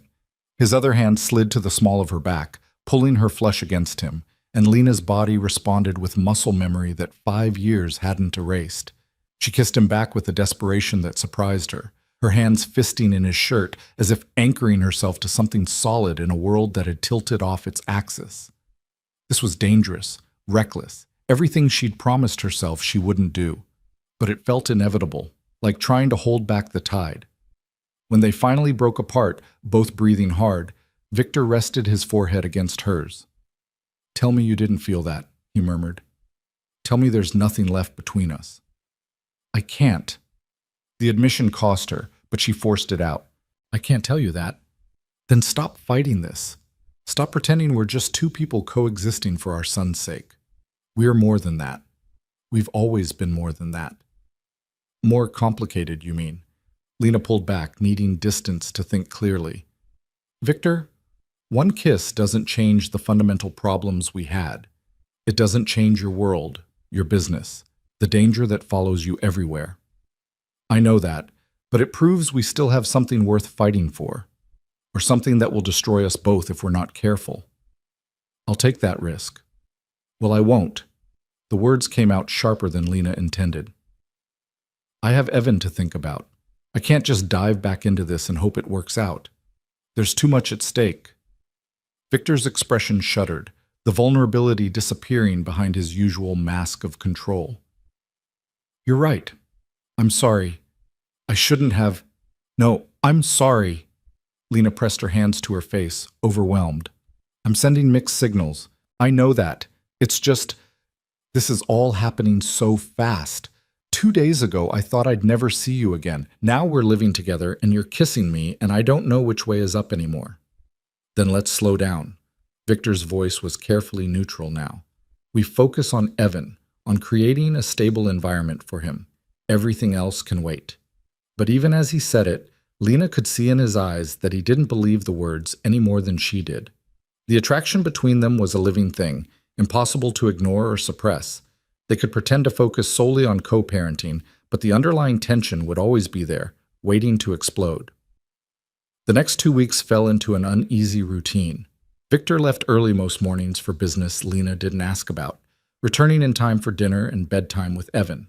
Lena continued her shifts at the diner despite Victor's obvious disapproval, maintaining that connection to her independent life, even as she became increasingly comfortable in the penthouse. Evan thrived in the new environment. He had his own room, new toys, attention from both parents, and Maria's gentle care during the hours when both Lena and Victor were unavailable. Watching him blossom was bittersweet for Lena, proof that Victor had been right about being able to provide a better life, but also proof that her years of struggling alone had deprived their son of so much. But beneath the surface calm, tension simmered. Victor and Lena were scrupulously polite to each other, careful never to be alone together after that night by the window. They communicated about Evan's needs and schedules with the efficiency of business partners, but the weight of everything unspoken hung between them like a storm cloud. Then one afternoon, everything changed. Lena was at the diner midway through her shift when Marcus appeared in the doorway. His presence was unusual enough that she immediately tensed. "Ms. Cross, I need you to come with me. Now." "What's wrong?" "Is it Evan?" "Evan's fine. He's with Mr. Romano, but there's a situation we need to address immediately." Lena didn't bother explaining to her boss, just grabbed her purse and followed Marcus to the waiting SUV. Her heart was pounding, scenarios racing through her mind. "Tell me what's happening." "A woman came to the building an hour ago. She's demanding to see Mr. Romano, claims she has a relationship with him and wants to know who you are and why you're living in his penthouse."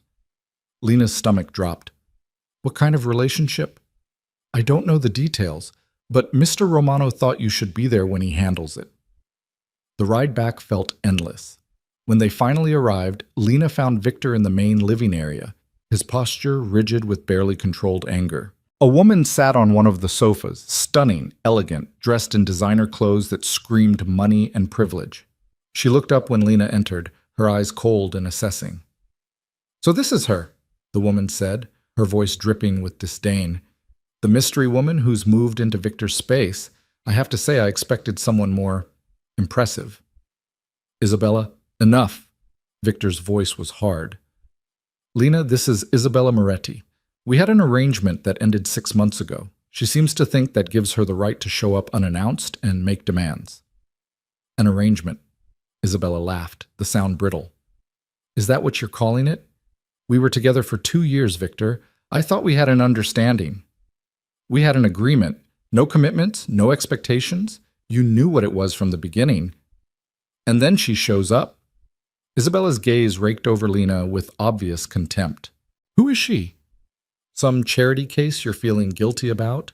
A former assistant you knocked up?" Lena felt her temper flare. "I'm the mother of his son, and this conversation is none of your business." Isabella's eyes widened, genuine shock replacing the practiced disdain. "Son? You have a son? That's not your concern," Victor said flatly. "What is your concern is that you're in my home uninvited, making demands you have no right to make. We're done, Isabella. We've been done. Accept it and move on." "Move on to what? To playing house with her?" Isabella stood, her composure cracking. "I gave you 2 years, Victor. 2 years of being available whenever you wanted, of not asking questions about your business, of being exactly what you needed. And the moment she shows up, I'm discarded like I never mattered?" "You mattered, but not in the way you seem to think." Victor's voice gentled slightly. "I was always honest with you about what I could offer. If you convinced yourself it was something more, that's not my fault." "Honest?" Isabella's laugh was bitter now. "You want to talk about honesty? Fine. Let's talk about the fact that you've been trying to replace her for 5 years. Every woman you've been with, you were looking for her in them. I knew it. They all knew it. And now here she is, back from wherever she ran to, and you're just going to pretend like nothing happened." The accuracy of Isabella's observation hit Lena like a physical blow. She looked at Victor, saw the truth of it in his face. "This conversation is over," Victor said, his tone brooking no argument. "Marcus will escort you out. If you come back uninvited, if you make any attempt to contact me or my family, there will be consequences. Are we clear?" Isabella's face hardened. "Crystal. But you should know something, Victor. The word's already out on the street that you have a son. People are asking questions. And you know how dangerous curiosity can be in our world." The implied threat made Victor's expression turn lethal. "If anyone even looks at my family wrong, I will hold you personally responsible. Do you understand me, Isabella?" "I didn't tell anyone." "But you can't hide a child forever, especially not when he's yours." Isabella grabbed her purse, her movements sharp with anger. "Good luck with your little family. I hope it's worth it when everything falls apart." Marcus appeared to escort her out, and Isabella left without another word. The moment the elevator doors closed, Victor's carefully maintained control shattered. He picked up a crystal decanter from the bar and hurled it against the wall, the crash of breaking glass echoing through the penthouse. "Victor, she's right." His voice was rough, furious. "Word is out about Evan, which means everyone in my world now knows I have a weakness they can exploit." "He's not a weakness. He's your son." "In my world, they're the same thing." Victor turned on her, his eyes blazing. You wanted to know why I was so insistent about security? This is why. Because the moment people know you love something, they start calculating how to use it against you. Lena felt cold fear wash over her. What are we going to do? We're going to make it clear that touching my family is suicide. I'm going to send a message so unambiguous that even the stupidest rival will think twice. What kind of message? Victor's smile was predatory, dangerous. The kind that involves making an example. There's a small-time operator who's been pushing into my territory. Perfect opportunity to demonstrate what happens when someone crosses me. You're going to hurt someone? Kill them?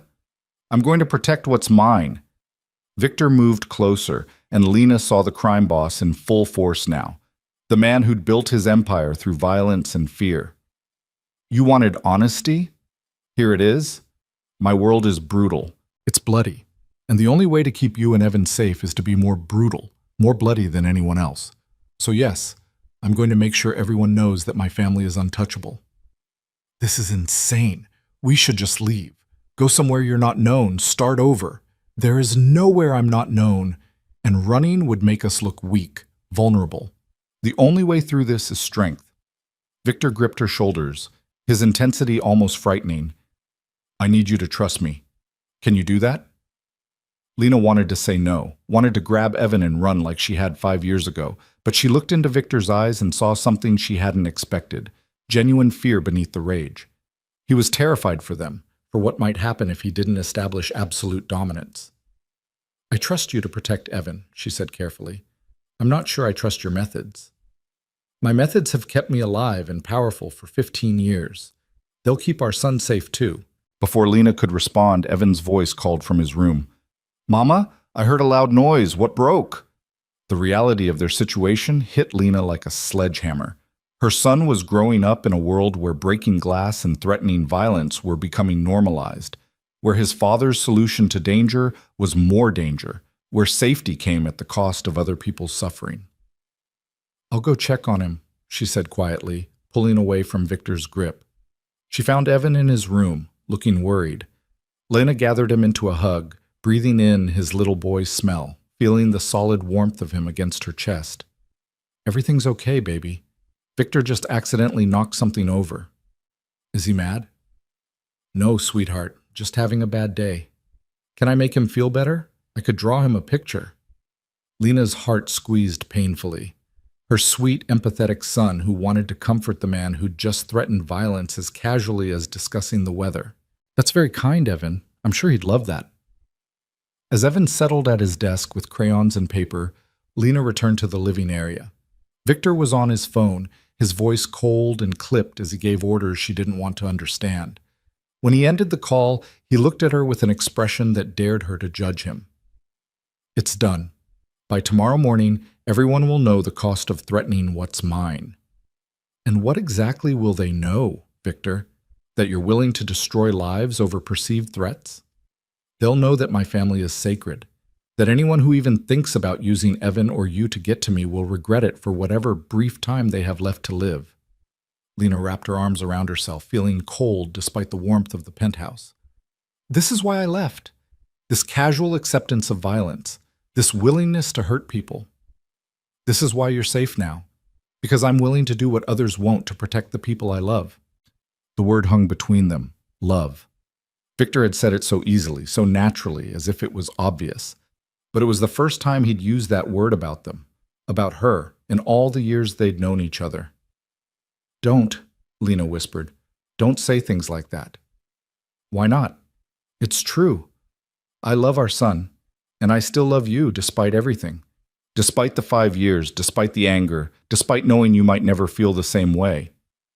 Victor, I'm not asking for anything. I'm just being honest, like you wanted. I love you. I've always loved you. And I will do absolutely anything to keep you and Evan safe, even if that makes me a monster in your eyes. Lena felt tears streaming down her face now, overwhelmed by the intensity of his declaration and the horror of what it meant. Victor loved them, and that love was expressed through violence and control and the kind of power that crushed anything in its way. I need some air, she managed. I need to think. You can't leave the building. Not until I'm sure the security situation is handled. So I'm a prisoner now? You're protected. There's a difference. Is there? Lena moved toward the elevator, because from where I'm standing, it feels exactly the same. She went to the roof garden, a space she'd discovered days ago, filled with carefully tended plants and offering a view of the city that took her breath away. It was one of the few places in Victor's domain that felt peaceful, untainted by the violence and power games that defined everything else. She didn't know how long she stood there, watching the sun set over the city, before she heard footsteps behind her. He drew you this. Victor held out a piece of paper covered in crayon scribbles that vaguely resembled a family, 3 stick figures holding hands. Said it's you and him and me. Together.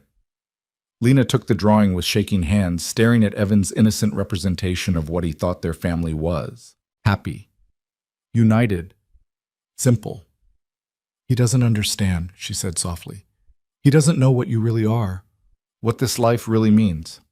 No. And if I have my way, he never will. He'll grow up safe and loved and never know the cost of that safety. But I'll know.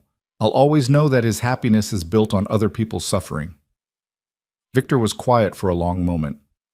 Then he said, My father was a violent drunk who beat my mother until she stopped fighting back. I grew up watching her disappear piece by piece until there was nothing left but a ghost. When I was 15, I put him in the hospital. When I was 17, I made sure he'd never come back. And I swore that I would never be like him, that I would never use my strength to break the people I loved. Lena turned to look at him, seeing the raw pain in his face. But I broke you anyway, Victor continued. Different methods, same result. I tried to love you by controlling you, by wrapping you up so tight you couldn't breathe. And I lost you because of it. These 5 years I've had a lot of time to think about that. About how the power I worked so hard to build became the very thing that destroyed what mattered most. Victor, I can't change who I am. I can't walk away from my business, from my reputation, from the life I've built. But I can change how I love you, how I treat you. I can give you the freedom I tried to deny you before.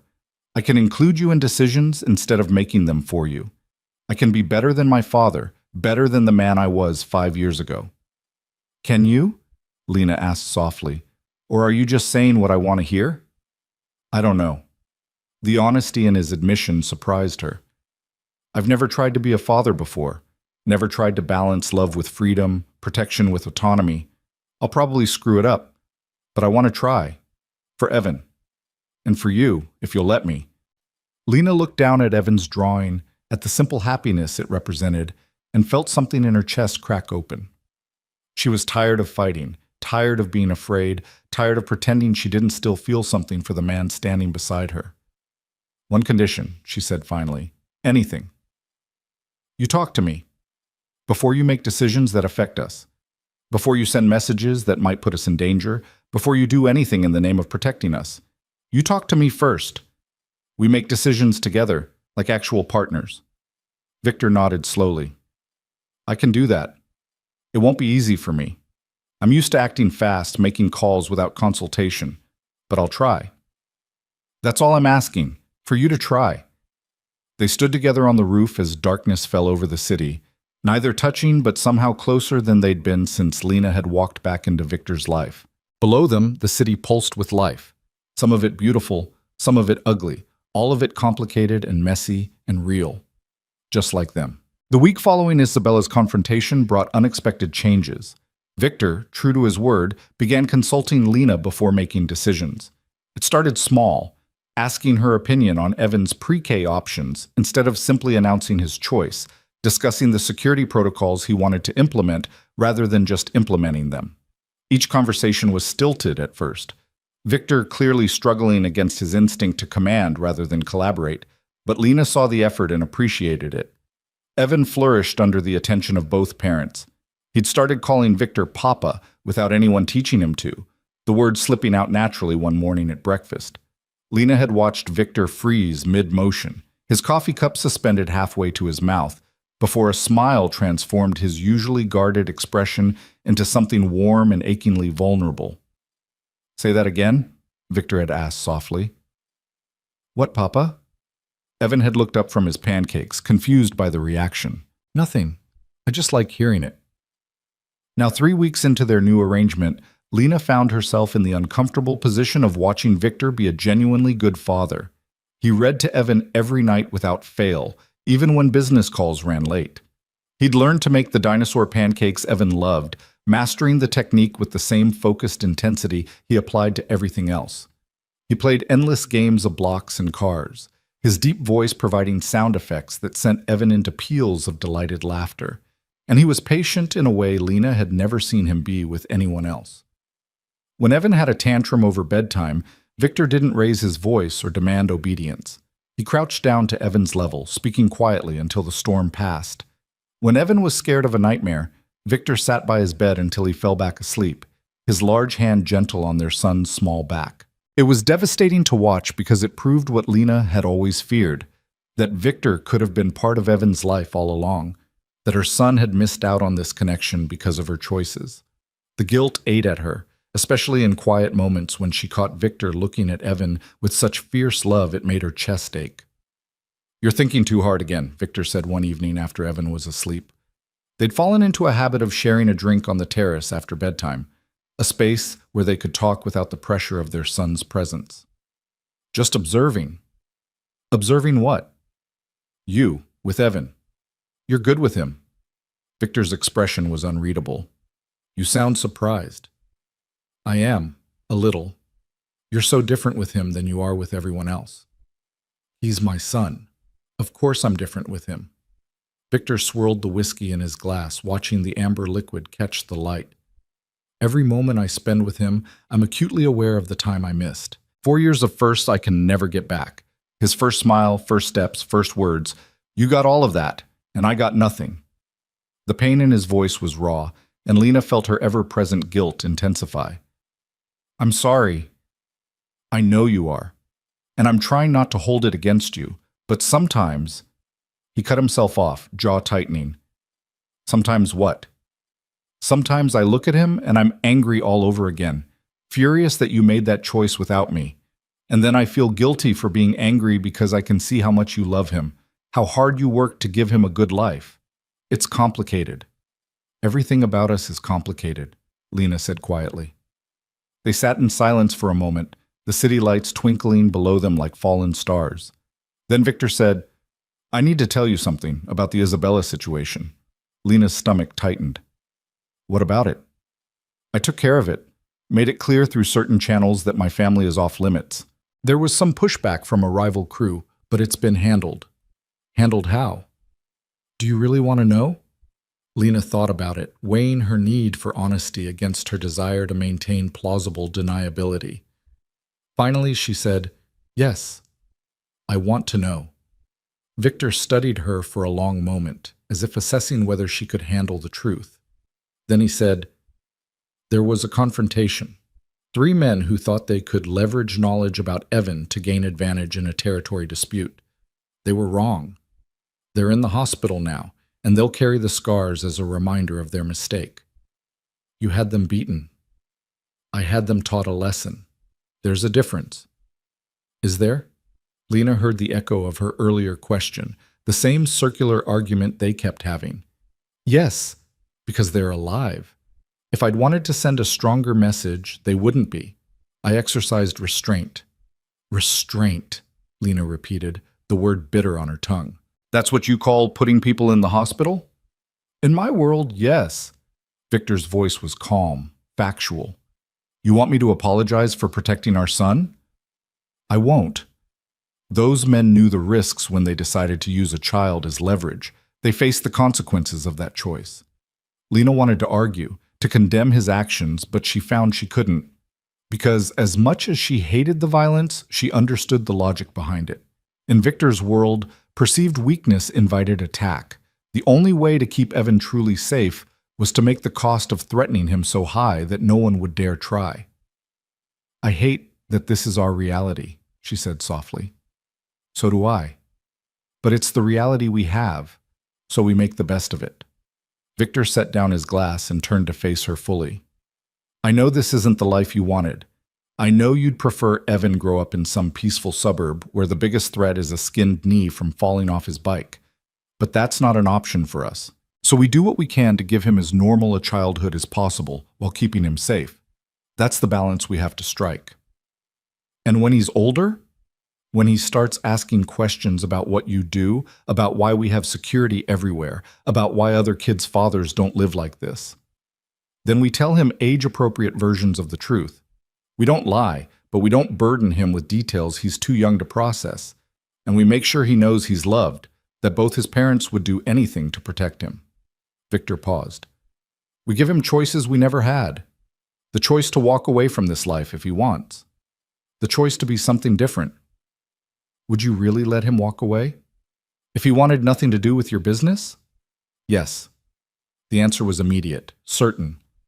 I want better for him than I had. If that means he becomes a teacher or a doctor or an artist, then that's what I want too. My empire doesn't need an heir. It just needs to exist long enough to provide for my family. The conviction in his voice surprised Lena. She'd assumed Victor would want to groom Evan to take over eventually, to build a dynasty.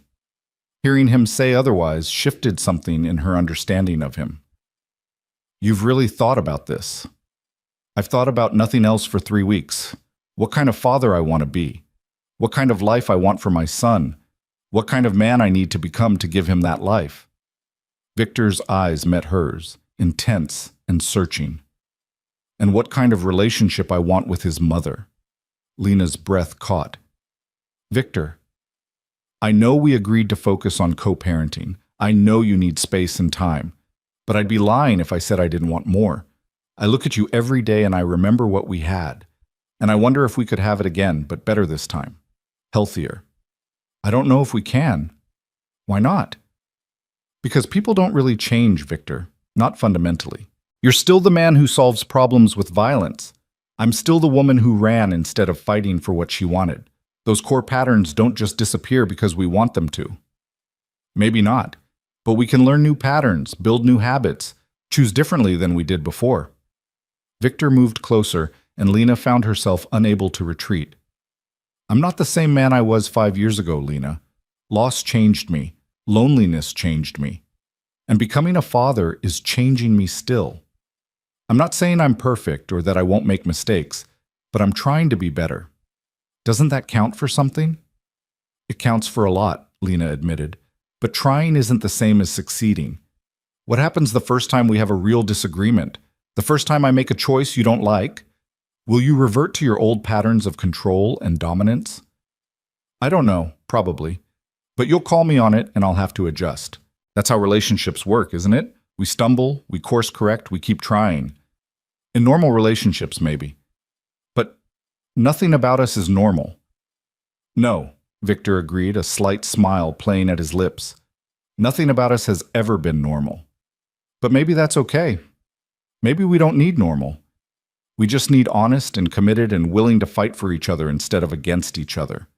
Before Lena could respond, her phone buzzed with a message. She glanced at the screen and felt her stomach drop.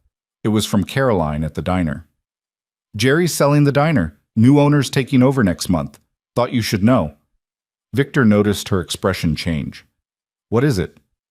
The diner's being sold. I might be out of a job. Good. Good? Lena stared at him in disbelief. I need that job, Victor. It's the one thing that's mine, that I built without you.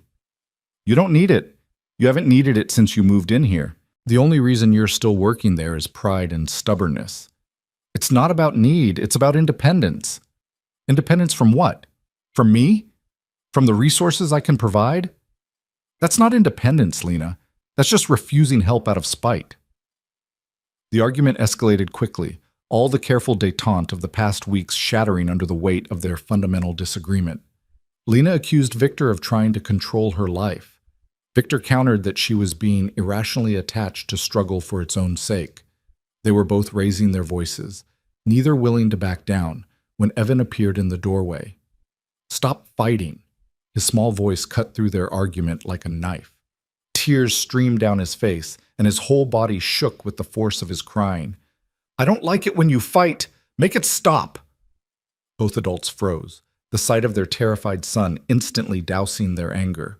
Lena reached him first, dropping to her knees to pull him into her arms.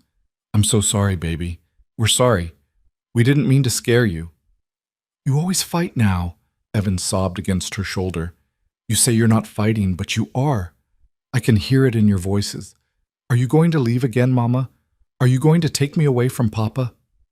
The question shattered something in Lena's chest. She looked up at Victor and saw her own devastation reflected in his face. No, sweetheart. No, I'm not going to leave, I promise. But you're mad at each other. That's what happens when people are mad. They leave. Victor crouched down beside them, his large hand gentle on Evan's back.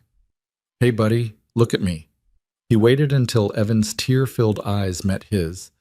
Your mama and I were having a disagreement. Adults do that sometimes. But that doesn't mean anyone's leaving. We're a family now, and families stick together even when they don't agree about everything. Promise? I promise. Your mama's not going anywhere, and neither am I. We're all staying right here together. Even if you're still mad? Even then.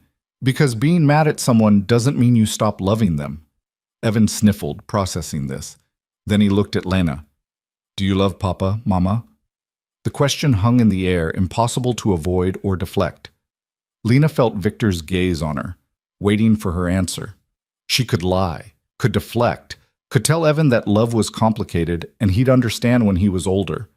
But looking at her son's tear-stained face, at the desperate hope in his eyes for his parents to be okay, she found herself incapable of anything but truth.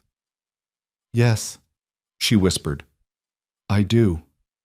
She felt Victor's sharp intake of breath, saw the flash of hope and vulnerability in his eyes before he shuttered it. Evan, satisfied with the answer, relaxed slightly in her arms. Then it's okay if you fight sometimes.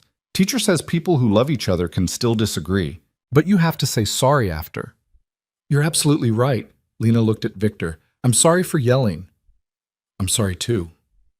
Victor's voice was rough with emotion. We'll do better. Both of us. They got Evan settled back in bed, both parents staying until he fell asleep.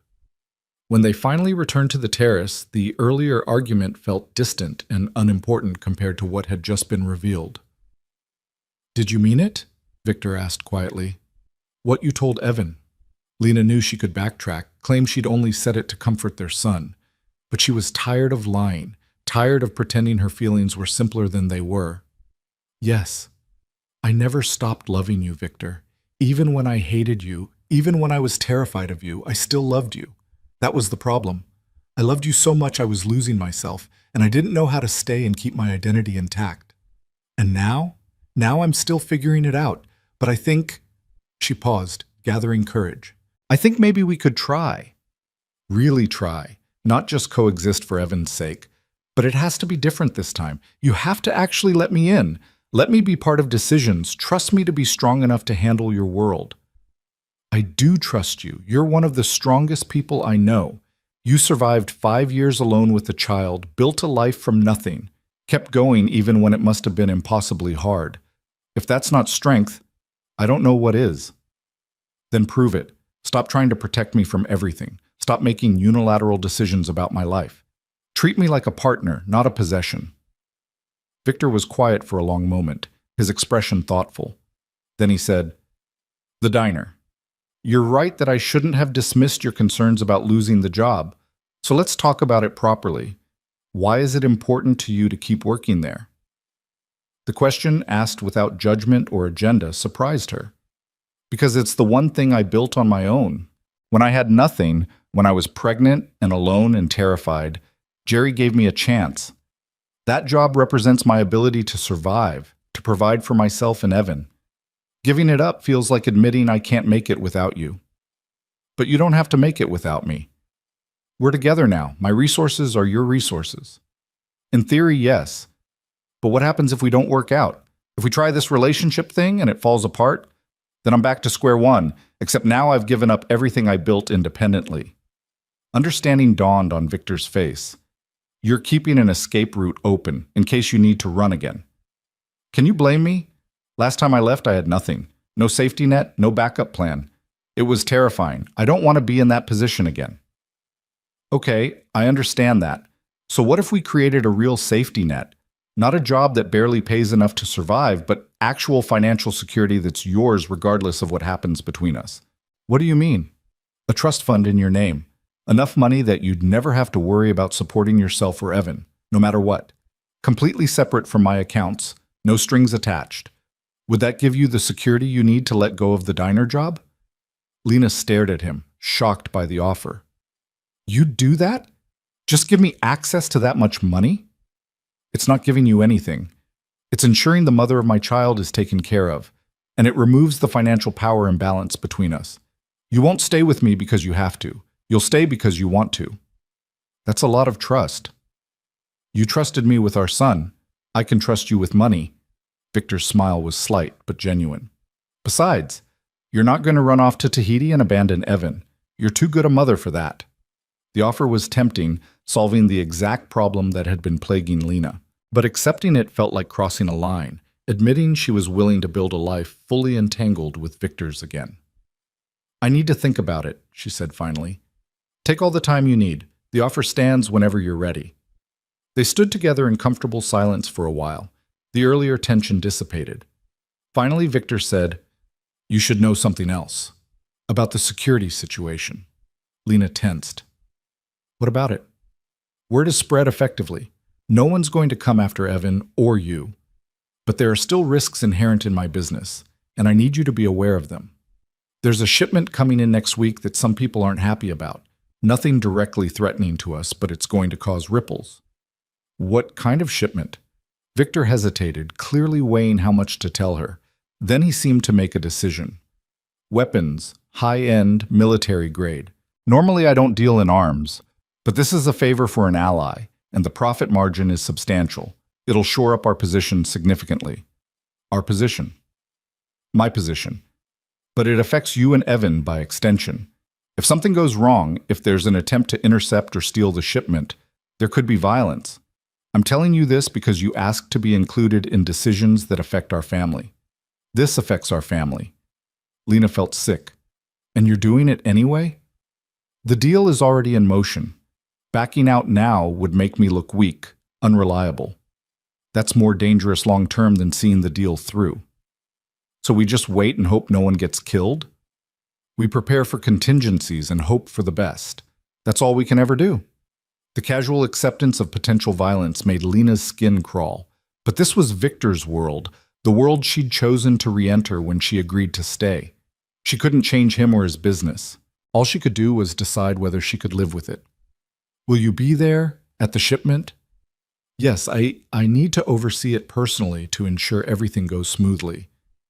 And if it doesn't go smoothly, if there's trouble, then I handle it. That's what I do, Lena. I handle problems so they don't come home to you and Evan. I hate this. I know, but you understand why it's necessary? I understand that in your world, it's necessary. I'm not sure I'll ever fully accept it. Fair enough? Victor moved closer, his hand coming up to cup her face. But you're trying. That's all I ask. You're trying to understand, to accept what you can and be honest about what you can't. That's more than anyone else has ever given me. Victor, I love you, Lena. I've loved you for 7 years. And I'm going to keep loving you even if you never fully accept my world. Even if we keep having the same arguments over and over, because you're worth it. Our family is worth it. This time when he kissed her, Lena didn't pull away. She kissed him back with all the pent-up longing and fear and hope she'd been carrying for 5 years. His arms came around her, pulling her close, and she felt the solid strength of him, the promise of protection and partnership, and something that might actually work if they could both be brave enough to try. When they finally broke apart, both breathing hard, Victor rested his forehead against hers. Stay with me, he murmured. Not just for Evan. Stay with me because you want to. Because you believe we can make this work. Lena thought about all the reasons she should say no. The violence, the danger, the fundamental incompatibility of their values. But she also thought about Evan's joy when both his parents were present. About the way Victor looked at her like she was the only person in the world who mattered. About the possibility of building something real and lasting if they could both be willing to compromise and grow. I'm staying, she said softly. I'm scared and I'm not sure this will work. But I'm staying. We'll figure it out together. Victor's smile was brilliant, transformative. He pulled her close again, holding her like she was something precious and breakable. Together, he agreed. Whatever comes, we face it together. The night of the shipment arrived with unseasonable warmth, the kind of humidity that made the city feel restless and alive. Lena stood at the penthouse windows watching Victor prepare to leave, her stomach tight with anxiety she couldn't quite shake. He was dressed differently than usual, dark tactical clothing instead of his customary suits, his movements economical and focused as he checked weapons she pretended not to see. "You don't have to go yourself," she said, knowing even as the words left her mouth that they were pointless. "Yes, I do. This deal is too important to delegate." Victor slid a gun into a holster at his back, the gesture casual and practiced. "Marcus will stay here with you and Evan. Extra security is positioned throughout the building. You'll be perfectly safe." "I'm not worried about us. I'm worried about you."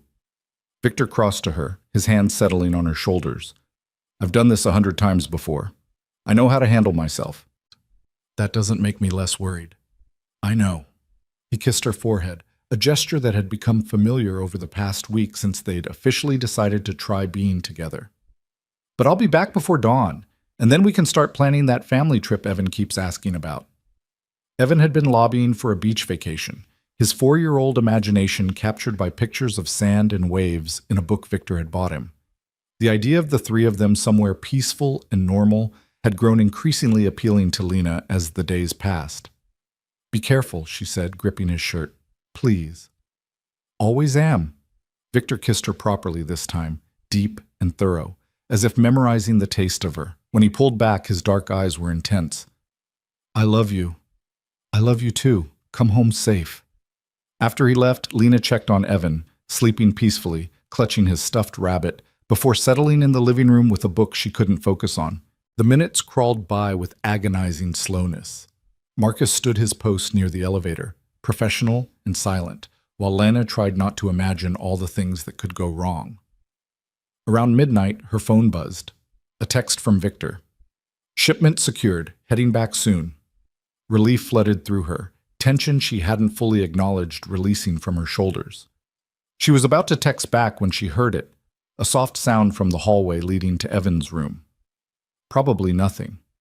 Maybe Maria had come up to check something, but something about the quality of the sound made Lena's instincts scream. She stood quietly, moving toward the hallway, and saw a shadow that didn't belong. A man, dressed in black, moving with silent purpose toward Evan's door. Lena's scream tore through the penthouse. "Marcus!" Everything happened at once. The intruder spun toward her, pulling a gun. Marcus burst from his position, weapon already drawn. Lena dove for Evan's room, her only thought protecting her son. She heard gunshots, impossibly loud in the enclosed space, and Marcus shouting into his radio for backup. She slammed Evan's door shut and locked it, then grabbed their son from his bed. He woke crying, terrified by the noise and his mother's panic. "It's okay, baby.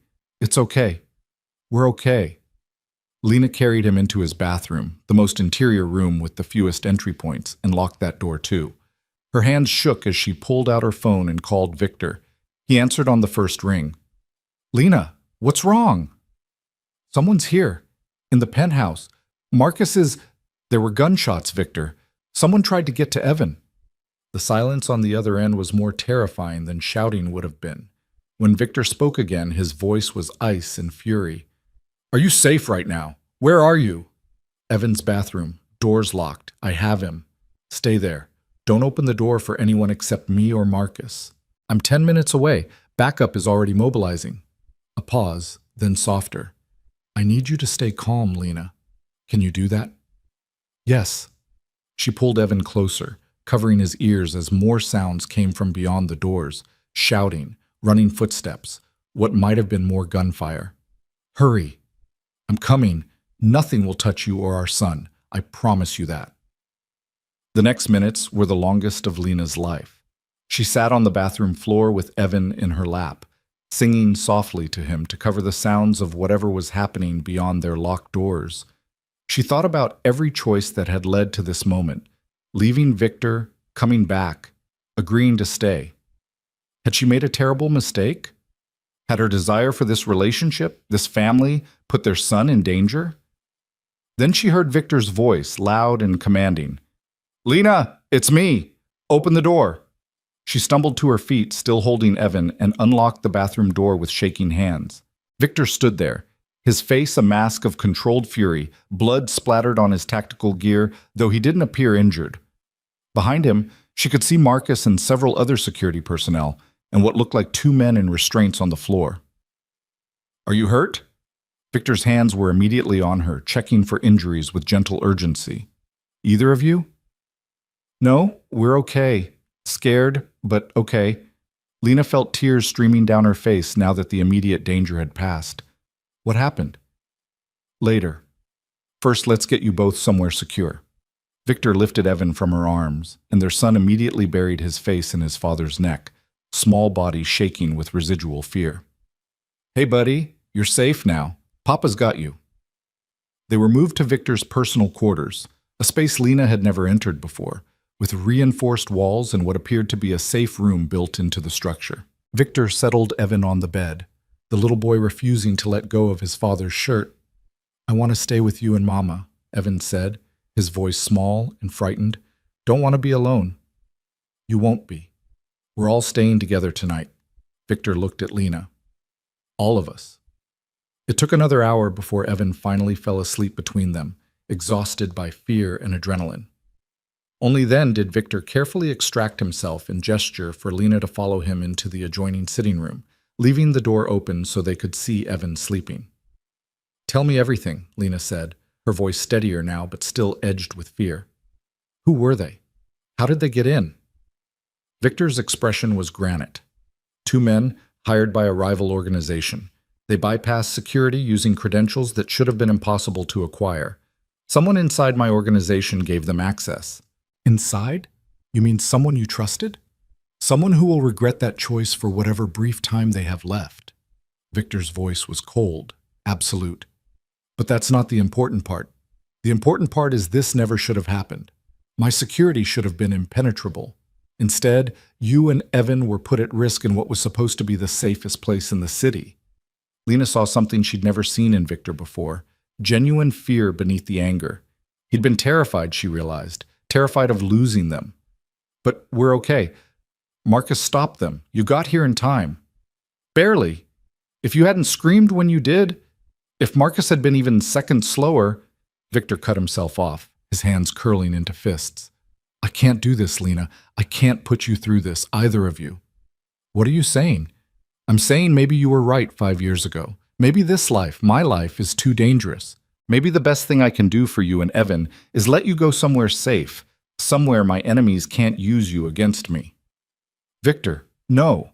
I love you both too much to be the reason you get hurt, or worse." Victor's voice cracked slightly. "Tonight I was driving back thinking about beach vacations and bedtime stories and all the normal things I want to give Evan. And then I get your call and realize that normal isn't possible for us. Not while I'm who I am." Lena stood and moved to him, gripping his face between her hands and forcing him to look at her. "Listen to me. What happened tonight was terrifying, but it wasn't your fault, and I'm not leaving. We're not leaving. You should. You should take Evan and go somewhere I can provide for you financially, but where you'll be safe from this world." "No. We're a family, Victor. We face things together, remember? That's what you said. That's what we promised each other." "That was before Before what? Before we faced actual danger? This is your world. There will always be danger. But there will also always be protection. You protect us. And we choose to stay with you despite the risks because we love you." Victor stared at her, something raw and vulnerable in his expression. "You could have been killed tonight. Evan could have been taken or hurt, but we weren't, because you have good people protecting us, because I was alert, because we were prepared." Lena's voice was firm, certain. "I'm not some fragile thing that will break at the first sign of trouble, Victor. I survived 5 years alone. I can survive this too. We can survive this together." "You're sure?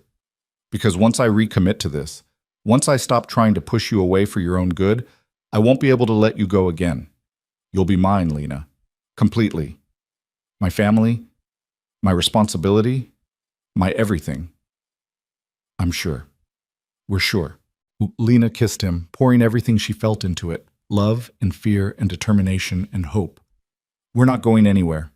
Victor pulled her close, holding her like she might disappear if he loosened his grip. Against her hair, he murmured, I'm going to make changes.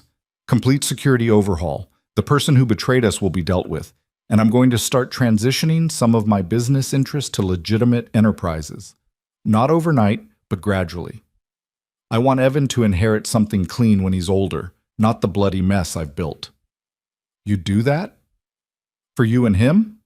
I'd do anything. Victor pulled back to look at her. I can't walk away from everything immediately. That would cause chaos and make us more vulnerable, not less. But over time, I can shift things. Build something different, something safer. That's all I can ask. Lena rested her head against his chest, listening to his heartbeat. We'll figure it out together. All of it.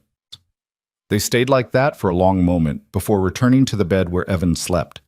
Both parents lay on either side of him, their hands meeting over his small body, fingers intertwining. The next morning brought harsh sunlight and hard decisions. Victor called a meeting with his inner circle, the people he trusted most, and systematically identified and removed the person who'd facilitated the breach. Lena didn't ask for details about what happened to the traitor. Some things she was better off not knowing. What she did witness was Victor implementing sweeping changes. New security protocols, background checks on everyone with access to the building, a complete restructuring of who knew what about his family. He moved with ruthless efficiency, and Lena saw the crime boss in full force, commanding, strategic, absolutely merciless with those who threatened what was his. But she also saw him with Evan that evening, patient and gentle, as he explained that sometimes bad people try to do bad things, but that's why they have good people protecting them. He didn't sugarcoat or lie, but he framed it in terms a 4-year-old could understand and not be traumatized by. Are the bad people gone now? Evan asked, sitting in Victor's lap. Yes, and we've made sure they can't come back. Because you're strong? Because I love you and your mama more than anything in the world, and people who love each other protect each other. I love you too, Papa. And Mama. Evan reached out to pull Lena into their embrace. We're a family. Yes, we are. The best family. Over the following weeks, life gradually returned to a new normal. Lena accepted Victor's offer of the trust fund, finally letting go of the diner job when the new owners took over. It felt strange at first, not having that tangible connection to her independent life, but she found other ways to maintain her identity. She enrolled in online classes to finish her graphic design degree. She started freelancing, building a portfolio, creating something that was hers while still being part of their family unit. Victor made good on his promise to transition his business interests. He started legitimate investment firms, real estate development companies, technology ventures. The illegal activities didn't stop immediately. He'd been right that walking away cold would cause chaos, but they gradually diminished as he built alternatives. It was a slow process, but Lena could see the genuine effort, and their relationship deepened. They learned how to fight productively, how to disagree without destroying each other. Victor learned to ask instead of demand, to include Lena in decisions, to trust her strength. Lena learned to accept protection without feeling suffocated, to appreciate Victor's world while maintaining her own identity within it. 3 months after the break-in, Victor came home early one evening with an unusual expression on his face. Lena looked up from where she was helping Evan with an art project, immediately alert to his mood. Everything okay? More than okay. Can we talk privately? Lena got Evan settled with Maria, then followed Victor to the terrace, their space for important conversations. He was holding something small, and Lena's heart began to race when she realized what it was. A ring box. Before you panic, Victor said, seeing her expression, I know this is fast. I know we're still figuring things out. But hear me out. Lena nodded, unable to speak past the lump in her throat. 5 years ago, I lost you because I didn't know how to love you properly. I tried to own you instead of partner with you. I failed you, failed us, and I've had to live with that failure every day since. Victor opened the box, revealing a stunning diamond ring that caught the light like captured stars. These past months with you and Evan have been the happiest of my life. Not because everything's perfect, it's not, but because we're building something real, something honest, something that can last. Victor, I'm not asking you to marry me right now. I'm asking if you'll consider being my wife someday, when you're ready. When we've built enough trust and foundation that you know it's not about control or possession, it's about commitment, about choosing each other every day for the rest of our lives. Lena looked at the ring, then at Victor's face, so open, so vulnerable, so completely different from the guarded man she'd known before. She thought about everything they'd been through, every fight and reconciliation, every moment of fear and every moment of joy. She thought about Evan asking if they were a family, about the life they were building together. "Yes," she said softly. "Not right now, but someday, when we're both ready. Yes." Victor's smile was brilliant, transformative. He slipped the ring onto her finger and it fit perfectly. Not too tight, not too loose, just right. "I'll spend every day earning this," he promised. "Earning your trust, your love, your willingness to share your life with me. You already have my love. The rest we'll build together." They kissed as the sun set over the city. Two people who'd found their way back to each other despite impossible odds. Behind them, through the window, they could see Evan playing with Maria, safe and happy and loved. 6 months later, on a private beach far from the city's violence and chaos, Lena Cross became Lena Romano. It was a small ceremony, just immediate family and the closest friends, the people who'd supported them through the hardest times. Evan stood proudly beside Victor, holding the rings with serious concentration, dressed in a miniature version of his father's suit. When the officiant pronounced them married, Evan cheered loudly, making the small gathering laugh. Victor kissed his bride with thorough enthusiasm, while their son danced around them with joy. The reception was simple: good food, better wine, music playing over speakers set up in the sand. Lena danced with Victor as the sun painted the sky in shades of orange and pink, feeling more at peace than she'd ever thought possible. "What are you thinking?" Victor asked, his arms secure around her waist. "That we made it. Against all odds, through everything, we actually made it. We did more than that. We built something neither of us thought was possible, a real partnership, a real family. A real future," Lena added, resting her head against his chest. "One where Evan grows up seeing his parents love each other and work together, where he learns that people can change, can choose to be better." Speaking of Evan, Victor nodded toward where their son was teaching Maria's grandson how to build a sandcastle, his small face serious and focused. "Have you noticed he's been drawing a lot of pictures with 4 people lately instead of 3? Lena had noticed. "He wants a sibling." "How do you feel about that?" "I think—" Lena looked up at her husband, seeing the hope and question in his dark eyes. "I think maybe we should consider it. Not right away, but someday." "Someday soon?" "Maybe." Lena smiled. "We'll see." Victor pulled her closer, and they swayed to the music as the sun dipped below the horizon. Around them, the people they loved most celebrated their union, and Lena felt the weight of the past finally lifting. She'd run from this man 5 years ago, terrified of losing herself. Now she was running toward him, secure in the knowledge that he would catch her, support her, choose her every day. They weren't perfect. Their life would never be completely normal or free from complications. Victor's business still had edges of darkness, and there would always be risks inherent in his world. But they'd learned how to face those challenges together, how to build something strong enough to weather any storm. Later that night, after the celebration wound down and Evan was asleep in their beach house, Victor and Lena walked along the shore hand in hand. The moon cast silver light across the waves, and the only sounds were the surf and their footsteps in the sand. "Thank you," Victor said quietly. "For what?"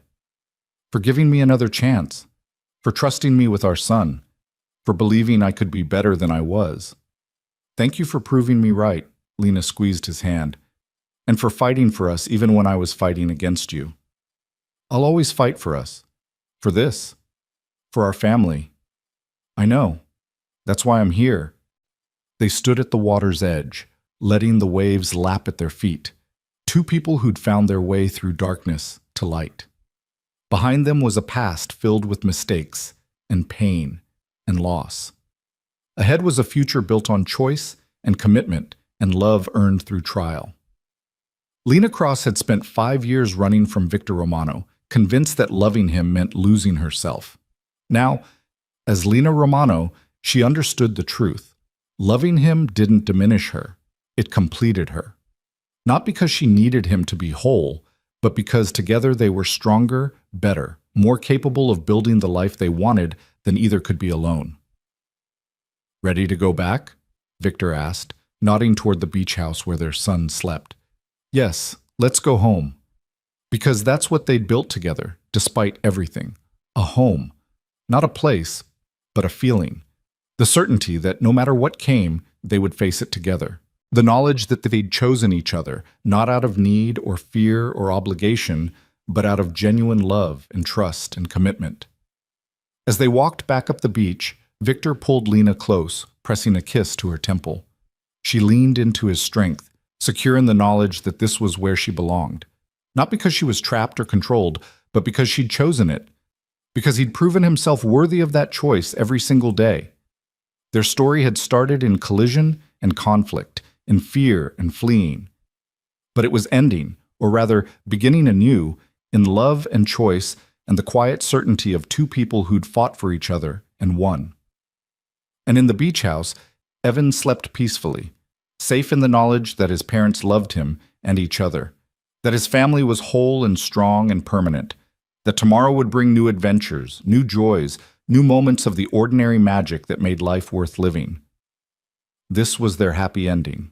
Not perfect, not without challenges, but real and honest and earned through struggle and sacrifice, and the courage to keep trying even when failure seemed inevitable. This was love, messy and complicated and absolutely worth fighting for. This was family, chosen and cherished and protected with everything they had. This was home, not a place on a map, but the space they created together, where three hearts beat as one and the future stretched bright with possibility. And it was, finally and completely, enough.